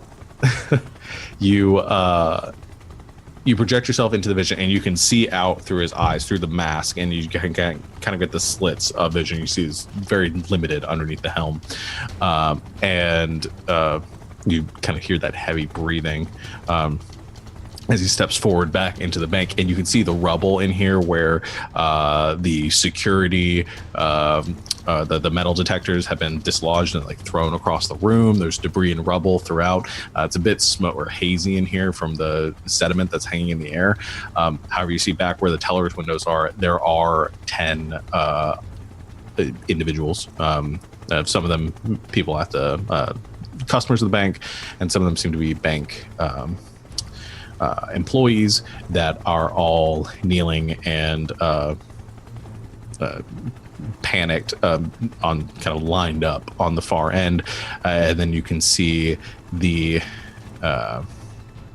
actually walks past them and around where he you see the door or doorway that leads back to the other rooms has been like ripped off the wall, and you can see the safe back there.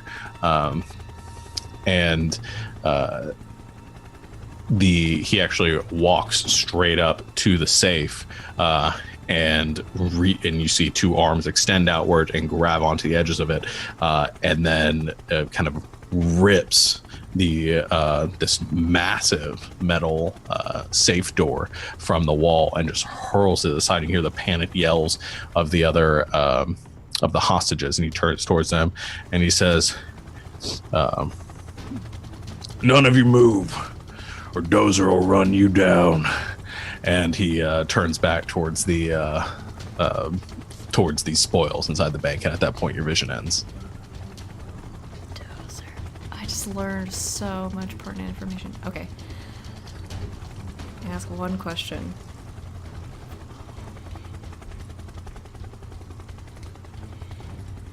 I have 2, and I'm trying to decide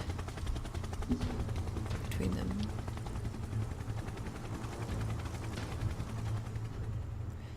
Did it look like there was anyone else in the bank that was helping him, or on his team, or like his backup support, or was it just him and the hostages? I think you definitely didn't see anybody else in there, and I think getting that moment in his head and maybe understanding a bit of his personality, maybe kind of having some of that bleed over. Yeah, he does not seem like the type that would work, that is working with anybody. Dozer's a one-man show. All right. One-man show. Okay. Then I'm going to come back into myself and take a deep breath. I'll relay what I saw and what I felt, and that, describe the scene. 10 hostages. They're all behind the counter, right? No, they're in front of the counter. In front of the counter, but they're by the the teller windows. Okay. Where they are, everything I saw, where the door was, where they were in relation to the door, that I think it's just him, and what he's out for, which is whatever was in the bank vault. And also, he seems like kind of a tool. Well, most of the guys we've been dealing with lately have been, but so if it's just him, we can get in there. I can distract him mano a mano. You get the hostages out, and then we take them down. That's exactly what I was thinking. Yeah. You're so good at this. All right. Rose, what are you thinking? Can you teleport us in there, or should we jump across the street in a single bound? Go for the dramatic entrance. She kind of looks down. She says, "I think you might be able to make that. I'm not making that jump." I mean, I definitely can. To be fair, I can probably carry somebody with me, so. I think I'll just avoid getting shot and just. Oh, you don't want me to walk in there carry myself. You across the street? I see how you look at me. You're so easy to mess with. Are we doing this? Jumping across superhero landing? That sounds pretty epic. Yep. Maybe it'll scare him. You could just walk, I guess, Rose. Yeah. All right. I'll go and make some noise. Get the hostages. Sounds good. Well, see you guys in there then, and Rose just disappears from sight. Bye. I love her. All right. So the three of you are just gonna jump down, or is Lambast jumping down and making a scene, and then the other two are jumping down? Yeah, I'm gonna give him like a 15-second head start. Yeah. So Lambast is gonna get to the edge of the roof, kind of get down to kind of what a running start is, but then it's just the roof cracks a little as he superhuman strength jumps just straight across the street and just. I don't know if you want to make me roll for this, but my vision is that he doesn't even land at the front of the bank and then walk in. He just aims it so they just basically dives as far in as he can get. Okay. At once. So here's the last thing. I just look at Kiki and I'm like, he is so cool. I know. Here's the last thing I need to solidify before we get started, because you guys are about to enter battle against a dangerous foe as a team. So 1, you get to add 2 to your team pool. Oh. So we're now up to 4. 4. So you guys have some team to spend here. Also, who is your leader for the purposes of this mission? Oh, gosh. I mean, Lambast sounds I'm also saying Lambast. Taking the lead. Okay. Okay. So 1, Lambast, do you have influence over every other teammate? I don't think you do. No. Okay. So you don't get that one. Does everyone have the same purpose in this fight? I think no, because my job is to distract and the other people Really, are getting hostages. I think our overall purpose, though, is to. Okay. My question is, I want you to really think about it. Is everyone's purpose here to save the hostages, or does anyone have a purpose that might be more self-serving? So, is anyone's purpose to is Lambast more interested in getting the hostages, or fighting the big metal guy? Is Olivia more interested, or Fantasia more interested in saving the hostages or being on display? This is only for the 3 of you. I won't bring Rose into it, but at this point in the day, after everything else that's happened, I think that I am all in, save the hostages. Mm-hmm. More so than the exposure. At this point, also knowing that the exposure is gonna happen. There's a lot of people here, but I think at this point, after everything that's happened with like saving the bus and the kids in the car and everything, I think I'm more. I just checked off a freaking doom sign to save these people. Okay. All in. Let's go. Save the hostages. Anybody else think that they have any other? Yeah, I think I'm gonna roll a D100, and if it's 20% chance that he just wants to pound this guy's face in, 80% chance it's about saving the hostages, because Lambast has some anger issues to work out still. Okay. He wants to pound this guy's face in. Oh. Okay, so don't add a team for that. Anyone I don't think anybody is mistrusting of the leader or the team yet. Yeah. And then the team is your team ill prepared or off balance? I don't think so. I think you guys are pretty well prepared for this. I think I prepared us. Yeah, to be you honest. guys are pretty much in sync. So you don't have to remove any team either. So you get those +2. Nice. Let's see. And so the same things apply. So that happens every time you guys go into a big fight. And now you guys have extra team that you can add. So that's so cool. So Lambast, you are at the edge of the building, peering out, and you are going to vault your way across the street and land as close to the entrance of the building as you can. Correct? Yep. All right.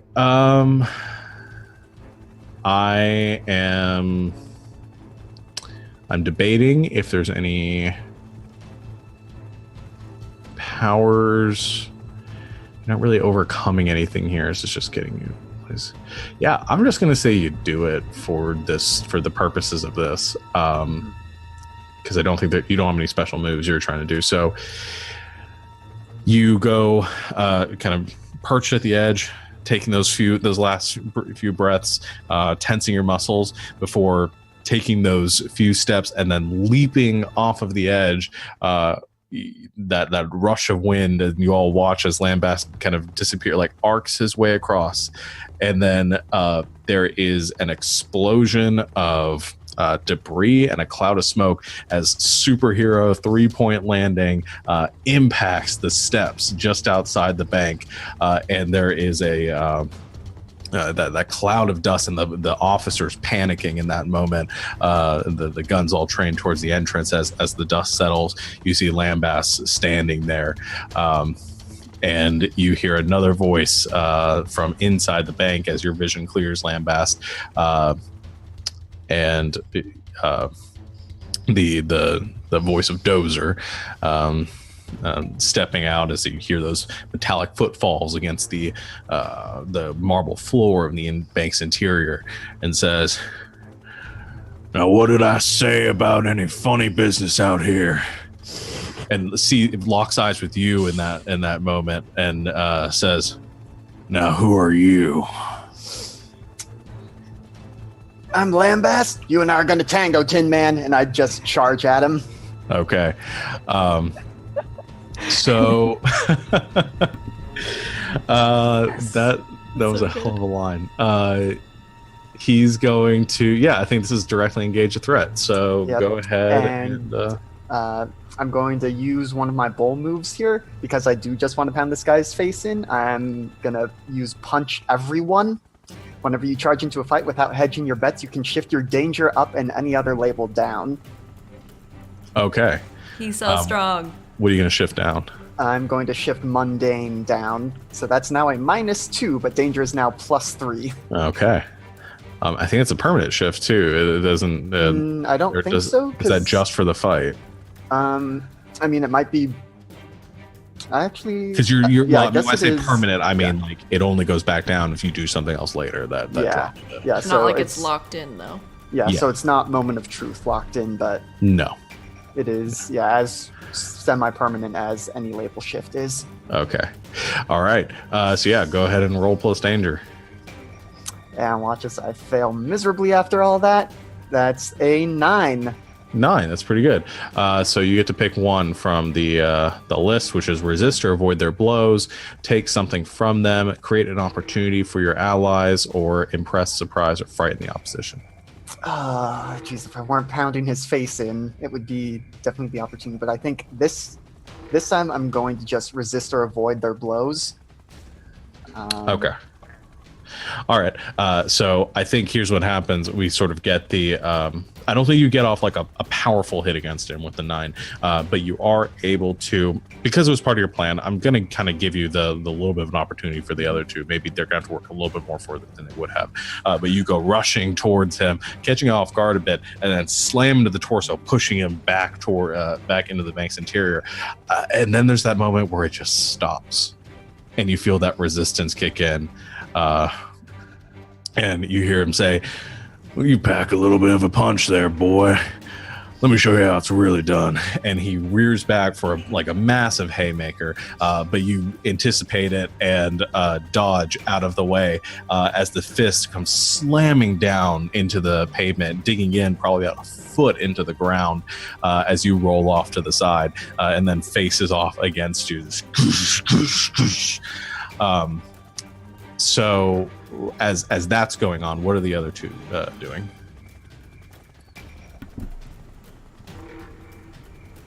I mean, I think we're giving him a little bit of a head start and then trying to get into the bank. Okay. So you guys are leaping down. Like, describe to me your process of getting into the bank. What are you doing?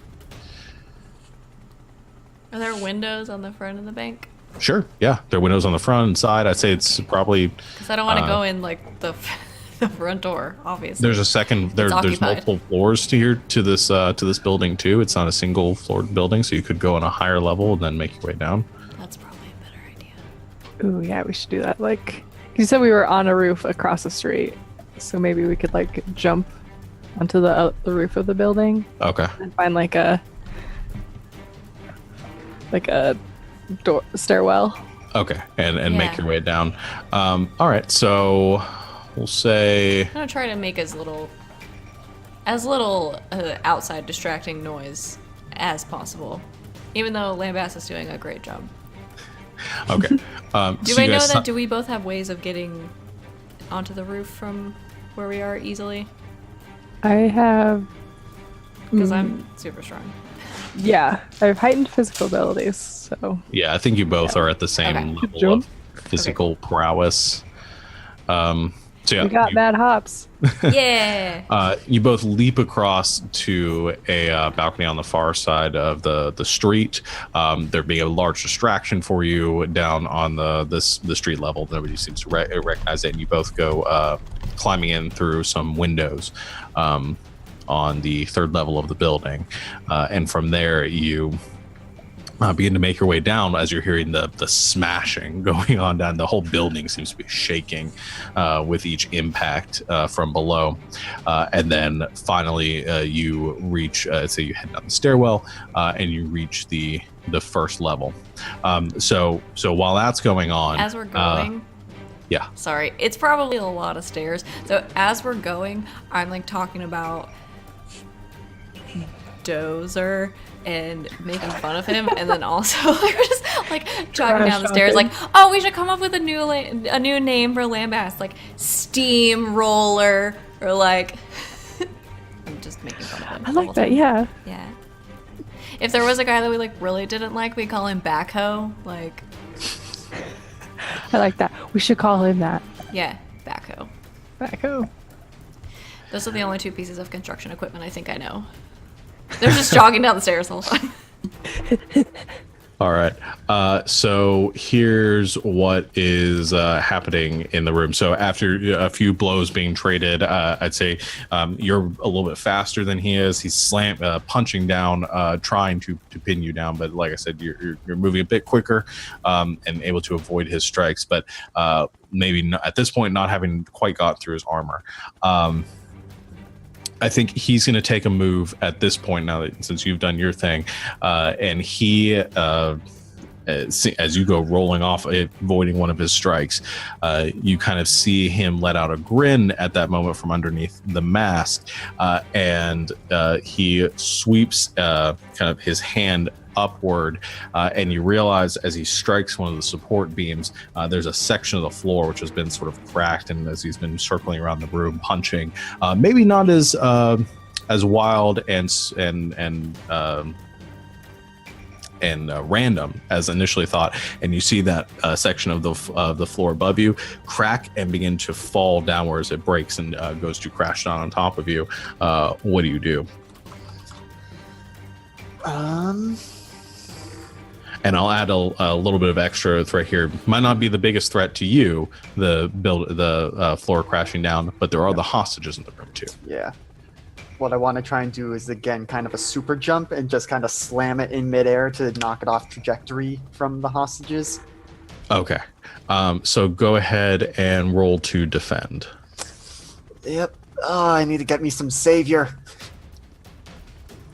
Okay, that's a hit. That's a 9. Okay, that's good.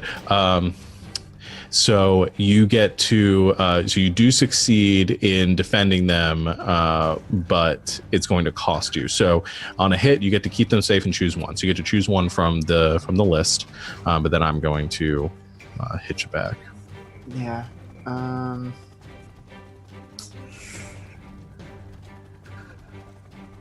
I know in the book it kind of talked about taking influence over NPCs and groups, so I guess the only one that really makes sense here is to take influence over the hostages. Okay. Yeah. No, I think that works. So you leap into the air and you smash, just obliterating the debris and sending the rest of it kind of flying in another direction. And are able to rescue, except for maybe some minor cuts and abrasions. The hostages are safe in that moment. As you turn towards them, they all look up to you with panic and kind of looking for you what to do. You have a split second. Do you say anything or do anything? Yeah, I'll just kind of point away and the far side of the room or even I'll point towards the entrance if we've managed to get ourselves in a way that Dozer is not in between them. Basically, get as far away from Dozer as possible. And I'm going to convey this by just pointing in the direction and saying move, but get away from Dozer and outside if possible. Okay. So he is going. As they see you, they all begin to they nod and begin to sort of scramble away. However, at that moment, with that brief bit of distraction, you hear the thump, thump, thump, thump, thump behind you, and you turn just in time to see one of the massive gauntlets come swinging out and connects with your chest and causes you to go flying across the room and slamming into the wall. So in this case, I think instead of having you mark a condition, I'm going to have you roll to take a powerful blow. So you get to roll plus your conditions marked. You don't have any marked, so you just flat roll 2d6. All right. That's a 5, which is, I think, good for this one. Yeah, that is really good for this one. So with a 5, he connects as you fly across the room. You get to mark potential, and you get to say how you weather the blow. I think I do kind of, get punched through the wall or into the wall or what, depending on it's marble or something. He thinks it got a good hit on me, but then I just kind of, pop back out, roll my shoulders, brush dirt off, and get back into the fighting stance. Okay. As you come back, you see him kind of, his head tilts to the side, and you hear from underneath the helmet, he says, "What are you?" I'm the guy that's kicking your ass. All right. I'll give you a chance to make another move since he made his, and then we'll go back to the rest of the crew. Yep. I mean, I mostly think I just want to directly engage again. What's the footing like around him now that he's been shaking up the terrain some? Yeah, I'd say it's uneven. It's definitely, there's a lot of debris and rubble in the area. Yeah, so I think I want to try and trip him up somehow. So whether that's, directly engage and just get him off balance, or if that's through, trying to flip part of the ground or something. Okay. So I'll say I'm trying to say. So I think that's I'll let you decide. Is that you think this more of an outright display of your power? I think to reshape the environment seems like the best. Yeah. And I think that makes more sense than you're not necessarily directly engaging him in this moment. Yeah. So go ahead and roll to unleash your powers. So taking a page out of his book and gonna punch the ground or whatever, send a shockwave at him. Yeah. I took shadow wave. That's a miss. What'd you roll? 5. Okay. So you get to mark another potential. But let's see. All right. So before I had you mark a condition, I don't know if that's necessarily the effect here. It's a little bit ambiguous with unleash your powers, but I'll go ahead and we'll just stick with that until I can double check the how that works for next session.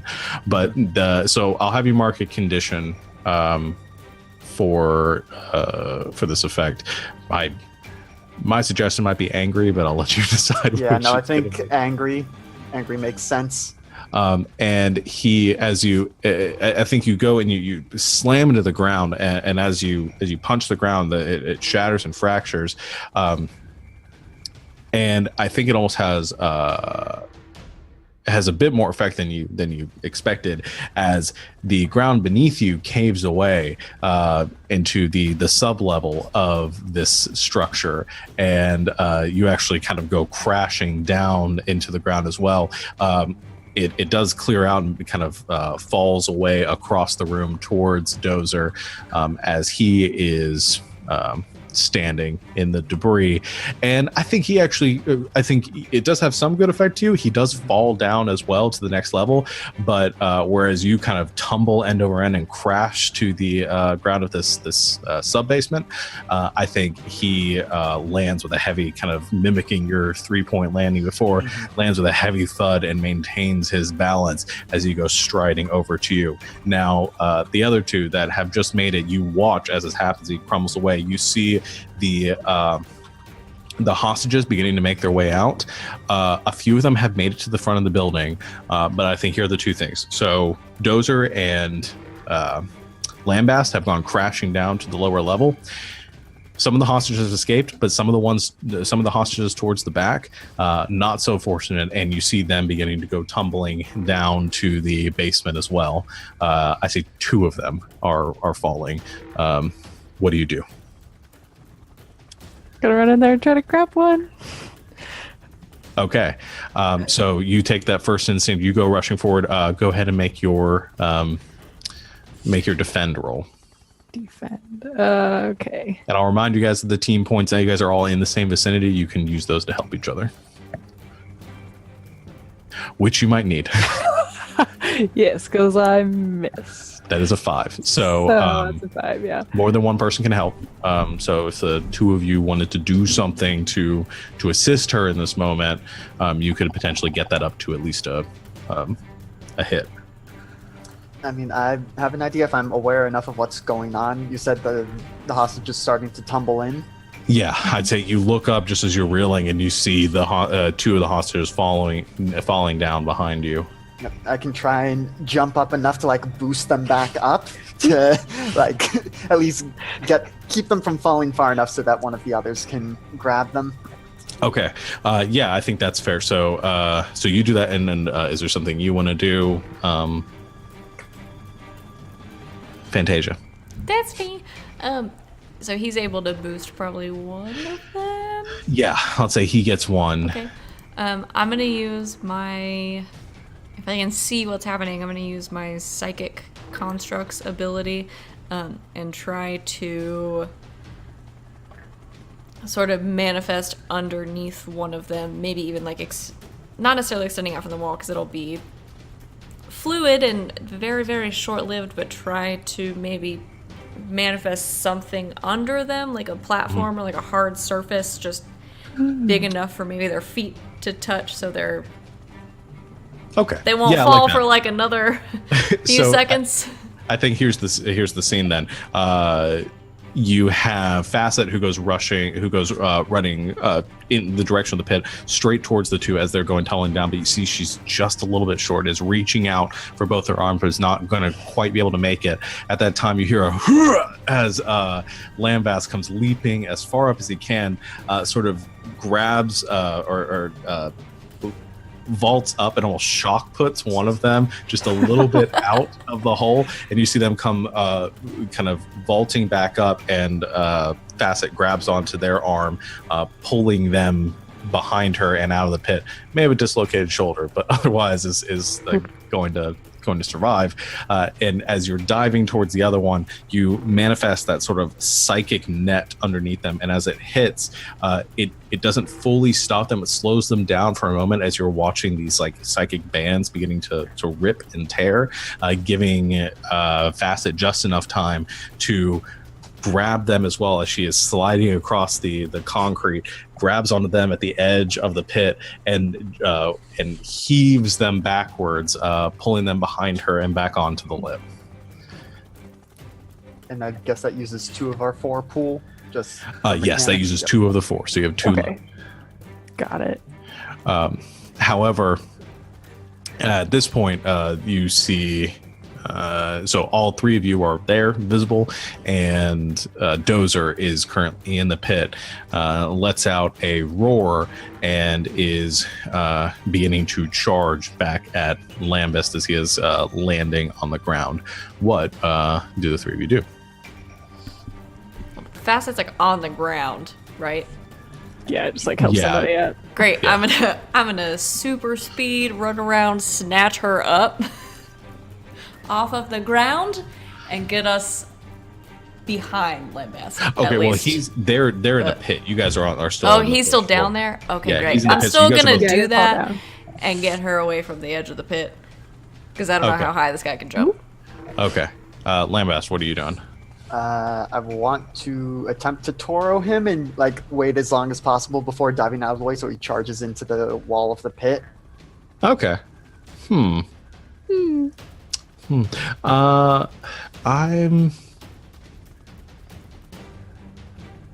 debating if is it just standing there? Or are you doing anything else? Because this is sort of on the edge of engaging or provoking. Yeah, I'm thinking it might be provoking. I might, egg him on. It's like, come on, hit me. Okay.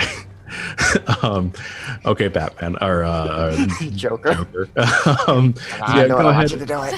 Same thing. Go ahead and roll plus superior. Yep. That is a 7. That's a hit. Okay. So 7 and 9. Let's see. For 7 and 9 for NPCs, they rise to the bait. Do what you want for a 10 plus, and 7 and 9 they can instead choose one. Either they stumble and you take +1 forward against them. They err and you gain a critical opportunity. They overreact and you gain influence over them.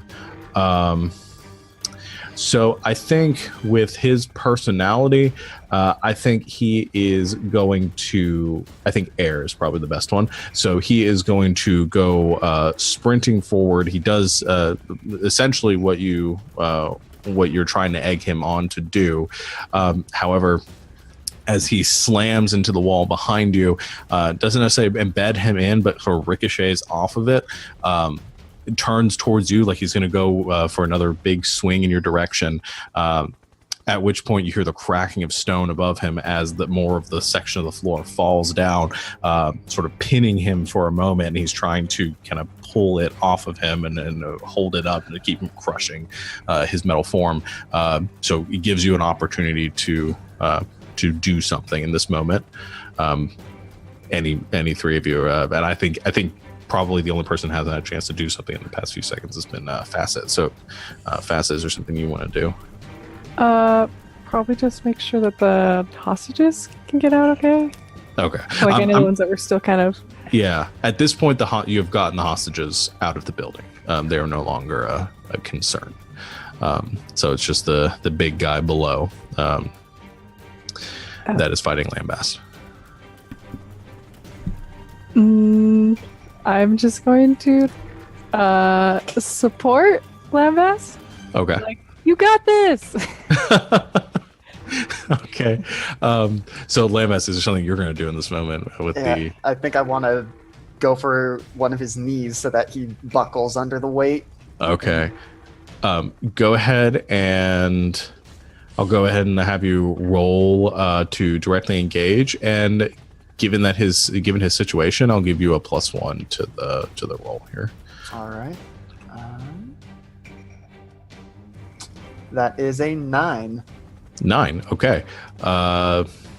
So you get to choose one from the roll, or one from the list there. Yep. I think I want to try and take something from them in terms of, he's trying to hold off this rubble or whatever, and he's no longer able to do that. Okay. So yeah, I think that this is going to be a pretty heavy hit to them. So you swing and you connect with your mighty fist right into like the solar plexus, and as this happens, you hear the crunching of metal. He lets out an audible kind of gasp from inside as the wind is knocked out of him, and he loses his footing, and the stones come crashing down on top of him. He's going to mark a condition for that. And because he marked a condition, he is going to immediately make a move based on that condition. So he's going to mark angry. 2 angry boys in a pit. Yeah. And that means he is going to...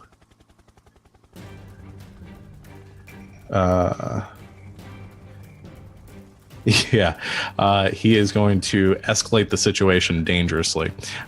Means that what he is going to start doing is just wildly, as the rocks crush downwards, you hear the metal kind of grinding. He smashes his elbows backward, breaking the slab that's currently on top of him, and stands up and just begins to charge past you as you dodge out of the way, and just begin to swing at these support columns around the room and just begin to break everything down. And you see the building is shuddering with each impact.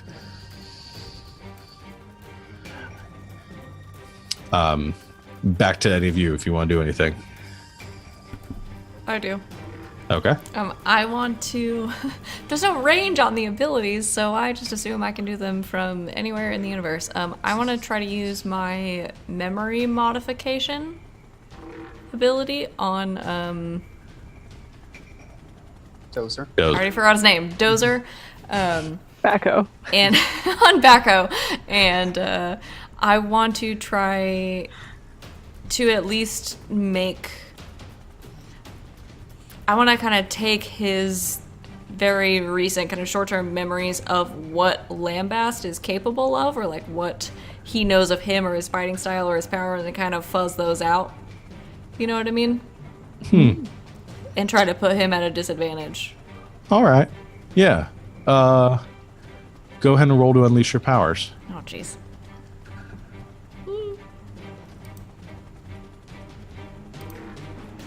10! Full 10. hit! All right, then He forgets who he's fighting. You do it. And I think in that moment, actually, probably it clears the anger. He still has the condition marked. But it stops for a moment as he punches one of the support pillars and just looks around. You. That's right, me. He says, "What are you doing here?" I didn't hit you that hard. I think there's like this And then this visible kind of energy wave that maybe Facet and no one else probably can see that just like towards him. Yeah. He says, "No cops in this bank," and he comes running at you to like punch, just wildly going to attack. Not the smartest man. This poor guy. This Dude, do I look like a cop to you? I'm wearing like swim goggles, like very obviously cheap swim goggles, a bandana over my face, a bandana over my head. I've got fingerless gloves on. I've got a trench coat. I don't look like a cop. I'm imagining Lambast standing there saying all of this. Like, what is wrong with you? But he's running at you, and I'm going to say, I'm gonna say it's gonna kind of create an opportunity as you. He's taking a swing, but is obviously not guarding himself in the way that he was before against your attacks. Mm-hmm. So I'm gonna say it's gonna give you an easy shot if you want to take it. Yeah. Okay. So I think he comes running at you. I won't even have you. So he, essentially, this is the first demonstration of your powers. He goes to swing at you. You dodge out of the way, and then go in for. I assume, do you fight like just straight up punches? So fisticuffs. Yeah. There's a lot of headbutts. So I mentioned in session 0, he knows martial arts, and it's a style known as Kuksul Wan, which. Because this is the one I actually know, so I can actually describe it. It's a mix of Kung Fu and Judo, so a combination of strikes and throws. So I might actually just as he's going for the swing, duck out of the way, grab him with one arm, punch him under the chin while also taking his momentum to just throw him over my shoulder. Okay. And I think you do just that without any catching him off guard. Actually, I'm going to have you roll to directly engage a threat, just because I want to have the mechanics get worked into this a bit. Yep. I'm going to give you a +1 to it. Yeah. Okay. Kapow! That's a 15. Oh, yeah, that really works then. So you get to pick 2 from that list. Yep. I definitely resist or avoid his blow. And I think I'm gonna create an opportunity for my allies. So I think I'm then gonna also kind of pin him on the ground. Okay. So you take him in that moment using his own momentum against him, go to shoulder throw him, and as he is in the air, you have the momentum, you let out one stunning strike straight to the again that same weak spot that you created before near the solar plexus, and you hear there is a shattering to this metal suit that he's wearing, this armor that he's wearing, and it breaks almost, or revealing the actual person underneath, and you throw him over. He goes sailing through the air and then slams onto the cement floor of this lower level on his back, and has a kind of the wind knocked out of him, and then you take a second to sort of pin his shoulders to the ground, giving the opening for your companions. He's also going to mark another condition for that.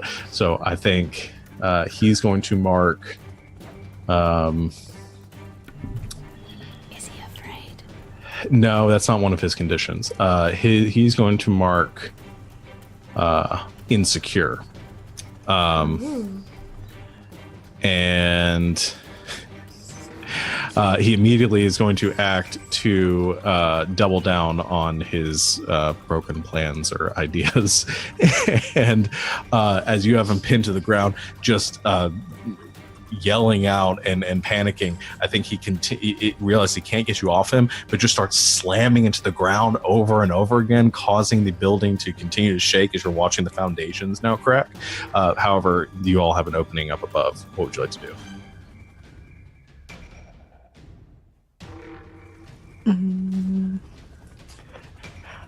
I don't know how broad substance mimicry is, but I'm wondering if, because he's pinned down and he's smashing the ground, if I can get down there and temporarily cause the cement to be like water and then turn back into cement.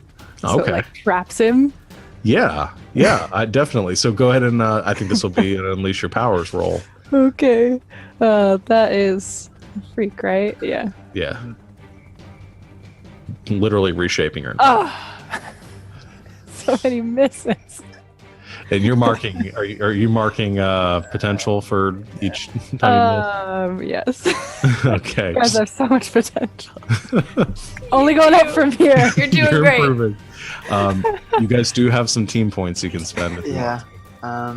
And I assume me having created the opportunity wouldn't have conferred any bonus to that, or I don't know if that's what it does mechanically, or Okay, I'll say she's at a 6 right now. I'll give her the +1 to that roll. So still a failure, but you guys can spend 1 point from your team pool to get her to that hit. Yep. If there's somebody, I think the best person for the opportunity is going to be Fantasia. If there's something you want to do. I'm gonna try to, because she's trying to trap him Mm-hmm. in there. I'm gonna try to, I'm gonna try to create, over him a, like, I don't know, I guess like a bar or like something from one side to the other that will hold him in place long enough for her to do what she's trying to do. Okay, so I think Facet goes leaping down to the pit, landing, and she puts her hands on the ground, and you watch as the cement begins to ripple slightly, and he begins to sink down into it, but he actually grabs onto some of the firmer cement on the side and try to pull him up. Then also, that does put you to, it does put you to a 7, so you don't get the potential for it. You do get the potential for it. You also mark a condition. I forgot to say that from before. Or you get to, I should put out, you get to mark condition, or you get to tell me how it's temporary or unstable. But I don't know which one you prefer right now for the effect that you're trying to go for.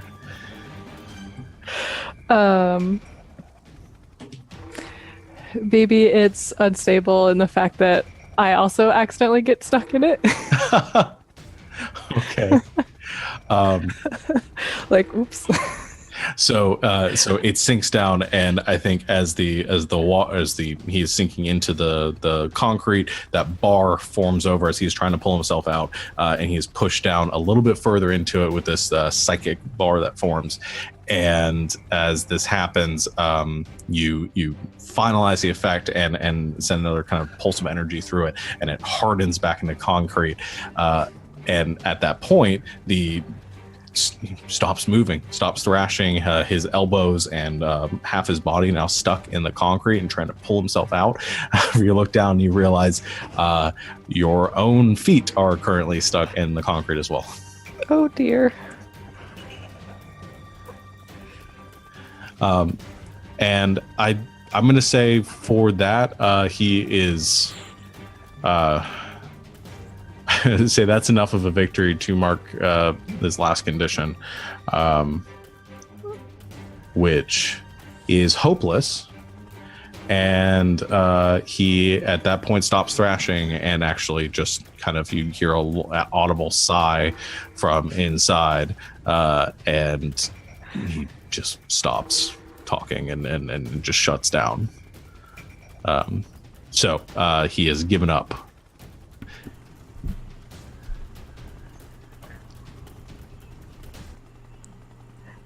We should dig out Facet before anyone shows up.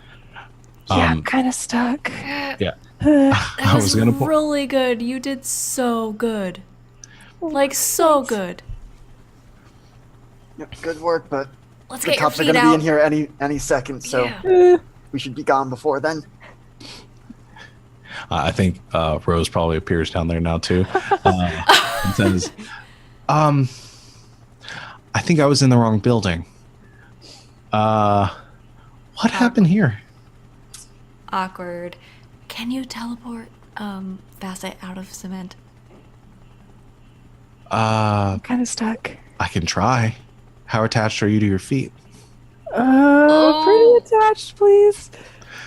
I'm sure it'll be fine. Let's just give it a shot. Never tried it before. But shouldn't, I mean, real quick though, shouldn't someone stay and like talk to the reporters? Because I can totally do that. There's been a lot of collateral damage here. We probably don't want to be around for this one. I don't know if we're ready for that yet. Okay.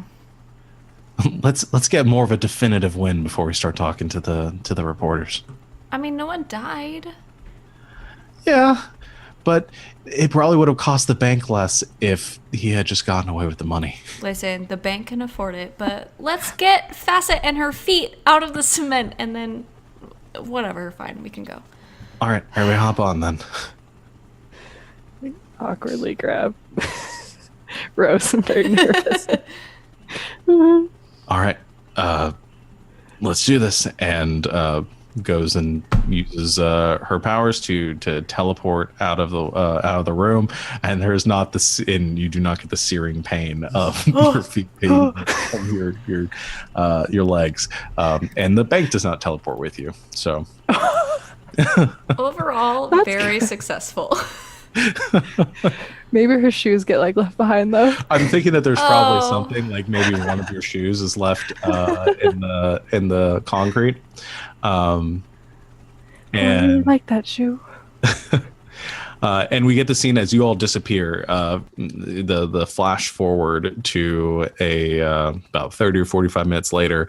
The cops now in the basement, digging Dozer out of the concrete. They rip open the mechanical suit that he's inside of and pull the man out of it. And he's sort of no longer thrashing and panicking as before. But is arrested and taken back, and you see the cops looking around and sort of a little bit flabbergasted by the damage to the interior of this bank. And I think one of the cops looks down and sees a shoe embedded in the concrete, and they they dig the shoe out as well, bag it in evidence, and throw it in with the rest of the evidence from the bank. Once we get back to the sanctuary, yeah, I'm talking about like, oh, also like all of the hostages definitely saw us, so like it's good. They'll tell people. Yeah, I think they know we were there, if that's your concern. Yeah, well, I mean, I think we deserve credit. Yeah. Anybody grab any money while they were in there? No. Just kind of shove Rose. Try to do it playfully, but it's harder than... Our vending machine is literally free, Rose. What else do you want? I'm hungry. I probably shouldn't have announced my name like that. Oh, that was cocky and... Oh, why did I do that? It was awesome. It was great. There are a lot of good... So cool. I need to hear more about what happened in there, because yeah, it took me a little bit to figure out I was in the wrong place. That was sad. You tried so hard, though. Like, you teleported us so much, and it was really great. Awesome. Yeah, we make a pretty good team, I think. Yeah. Has everyone submitted their name suggestions for the team to the bulletin board? Oh, goodness, I haven't even thought about it at all. Hey, well, I got you some great purple push pins over there, so those are yours. Yay. Yeah, I think I got all mine up there. Most of them were just different iterations of ass kickers. They're just vulgar, to be honest. We can't put that on Twitter, Rose. Well, maybe we should move to Reddit instead. Ugh, please. Better than 4chan. Ugh, don't even talk to me. You guys are useless. And I actually have a bit of a question. I'm not sure how much my angry condition carries over.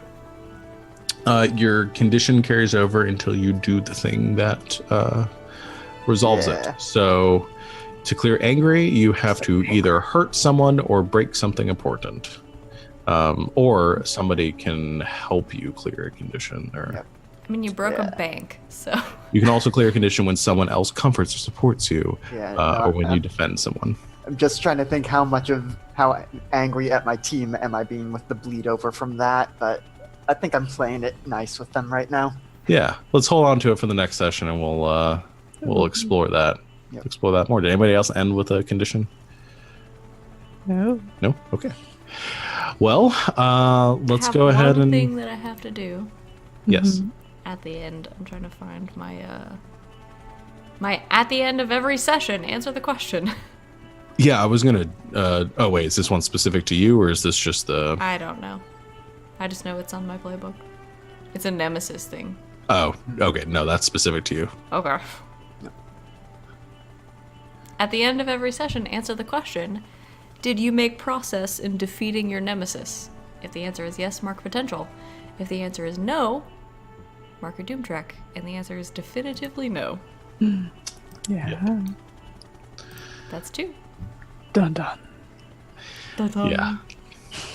Well, you got about 12 sessions left with Olivia at this point, at this rate. She's doing great. She feels great. She's doing great. Okay. So we'll go ahead and call the session here. Let's go do our end of session. So at the end of our session, you get to choose one. There's a peripheral move. You either choose grow closer as a team. You explain who made you feel welcome, and you give influence to that character and clear condition or mark potential. You grow into your own image of yourself. You explain how you see yourself and why. Shift one label up and another down. And the last one, grow away from the team. Explain why you feel detached. Take influence over you away from another character.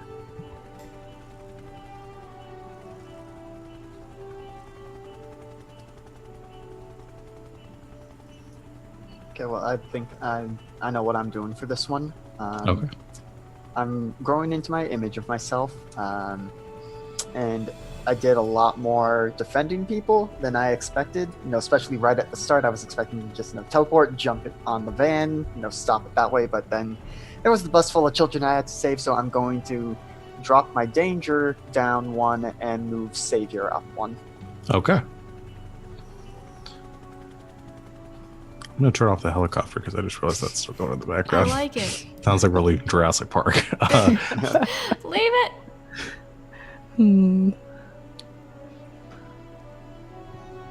I have mine. Okay, what's yours? I'm going to grow closer to the team, explain who made me feel welcome, and give influence to them. And then I don't have any conditions, so I'll also mark a potential. But I'm going to give influence to Ian. Because I had my whole vision and felt like his plan took into account what I was saying and what I saw, and he believed me, even though it was just like a creepy doom vision. Took that into account, and we made a plan together based on that. So I'm going to give influence to him. All right. Mark a potential for myself. And then Kiki. So I think I'm gonna do grow into your image of yourself, and she failed a couple times doing her superpower, so I don't know if that shifts Freak up or down. But I feel like that would shift. Well, the question I guess is you're asking is, are you planning on being? So you used your superpowers. In the end, you used your superpowers successfully. So it's kind of a question of, are you seeing yourself as somebody who's more reliant? It's kind of different from everyone else. Is using that powers? Are you more so trying to identify yourself by your powers, or starting to do that less? Because if you're doing that less, then you're going to shift it down. If the idea is you try to use your powers a lot and you're trying to get better at that and trying to be more like reliant on those, then you might shift your freak up. Okay, then yeah, so then I guess it would go up because she's trying to use her powers more and the hang of them. So freak up, and then you shift another one down. Okay, and so then I guess mundane would go down. Okay, yeah, I mean it's whatever you want, but mundane would be the counter to freak. Yeah. Okay, and then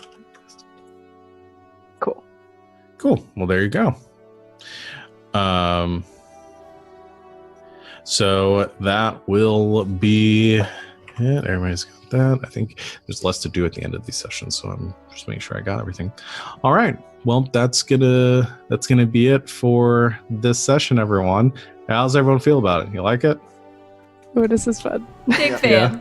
Big we'll fan. get more into it. It'll become less clunky as we go, as we get kind of more into the one of the best things about, I think, the Apocalypse World system is knowing the moves that you want to use and pushing your actions towards that move, because that way it'll kind of help speed things up, because that way you don't have to rely on my interpretation of it as much. but but that's something you'll just get better at as we go, because I don't even know the moves, so I have to look at them all the time. But yeah, I really like this. This is a lot of fun. And hopefully we'll have everyone here next time, and Ryan will be running the game. Whoa. That'll be interesting. We'll see if he wants to. He's been very busy, so he might ask me to run it again, but we'll just we'll figure it out. But thank you all, everyone out there, for watching. We hope you like it too. If you have any suggestions or questions or comments, let us know. You can find us on Twitter or on Discord. Our server is down in the links below, the big banner. It says Discord. Just click on that.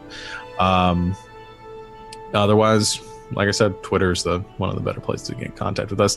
But if you have any questions or anything, let us know about that. Otherwise, we have our next session of Survivors Complex coming up on Saturday, 5:30 Eastern time, and then we will have one more week off from Wild Space on Monday. And so the next game after that, we won't be playing this for I think 2 weeks. So we'll be picking up the next session of Wonder World 2 weeks from this Thursday. That's it. If you like anything else, or if you want to watch anything else, interested in anything else, check out our YouTube channel, youtube.com/GGameKnights, 2 G's and a K.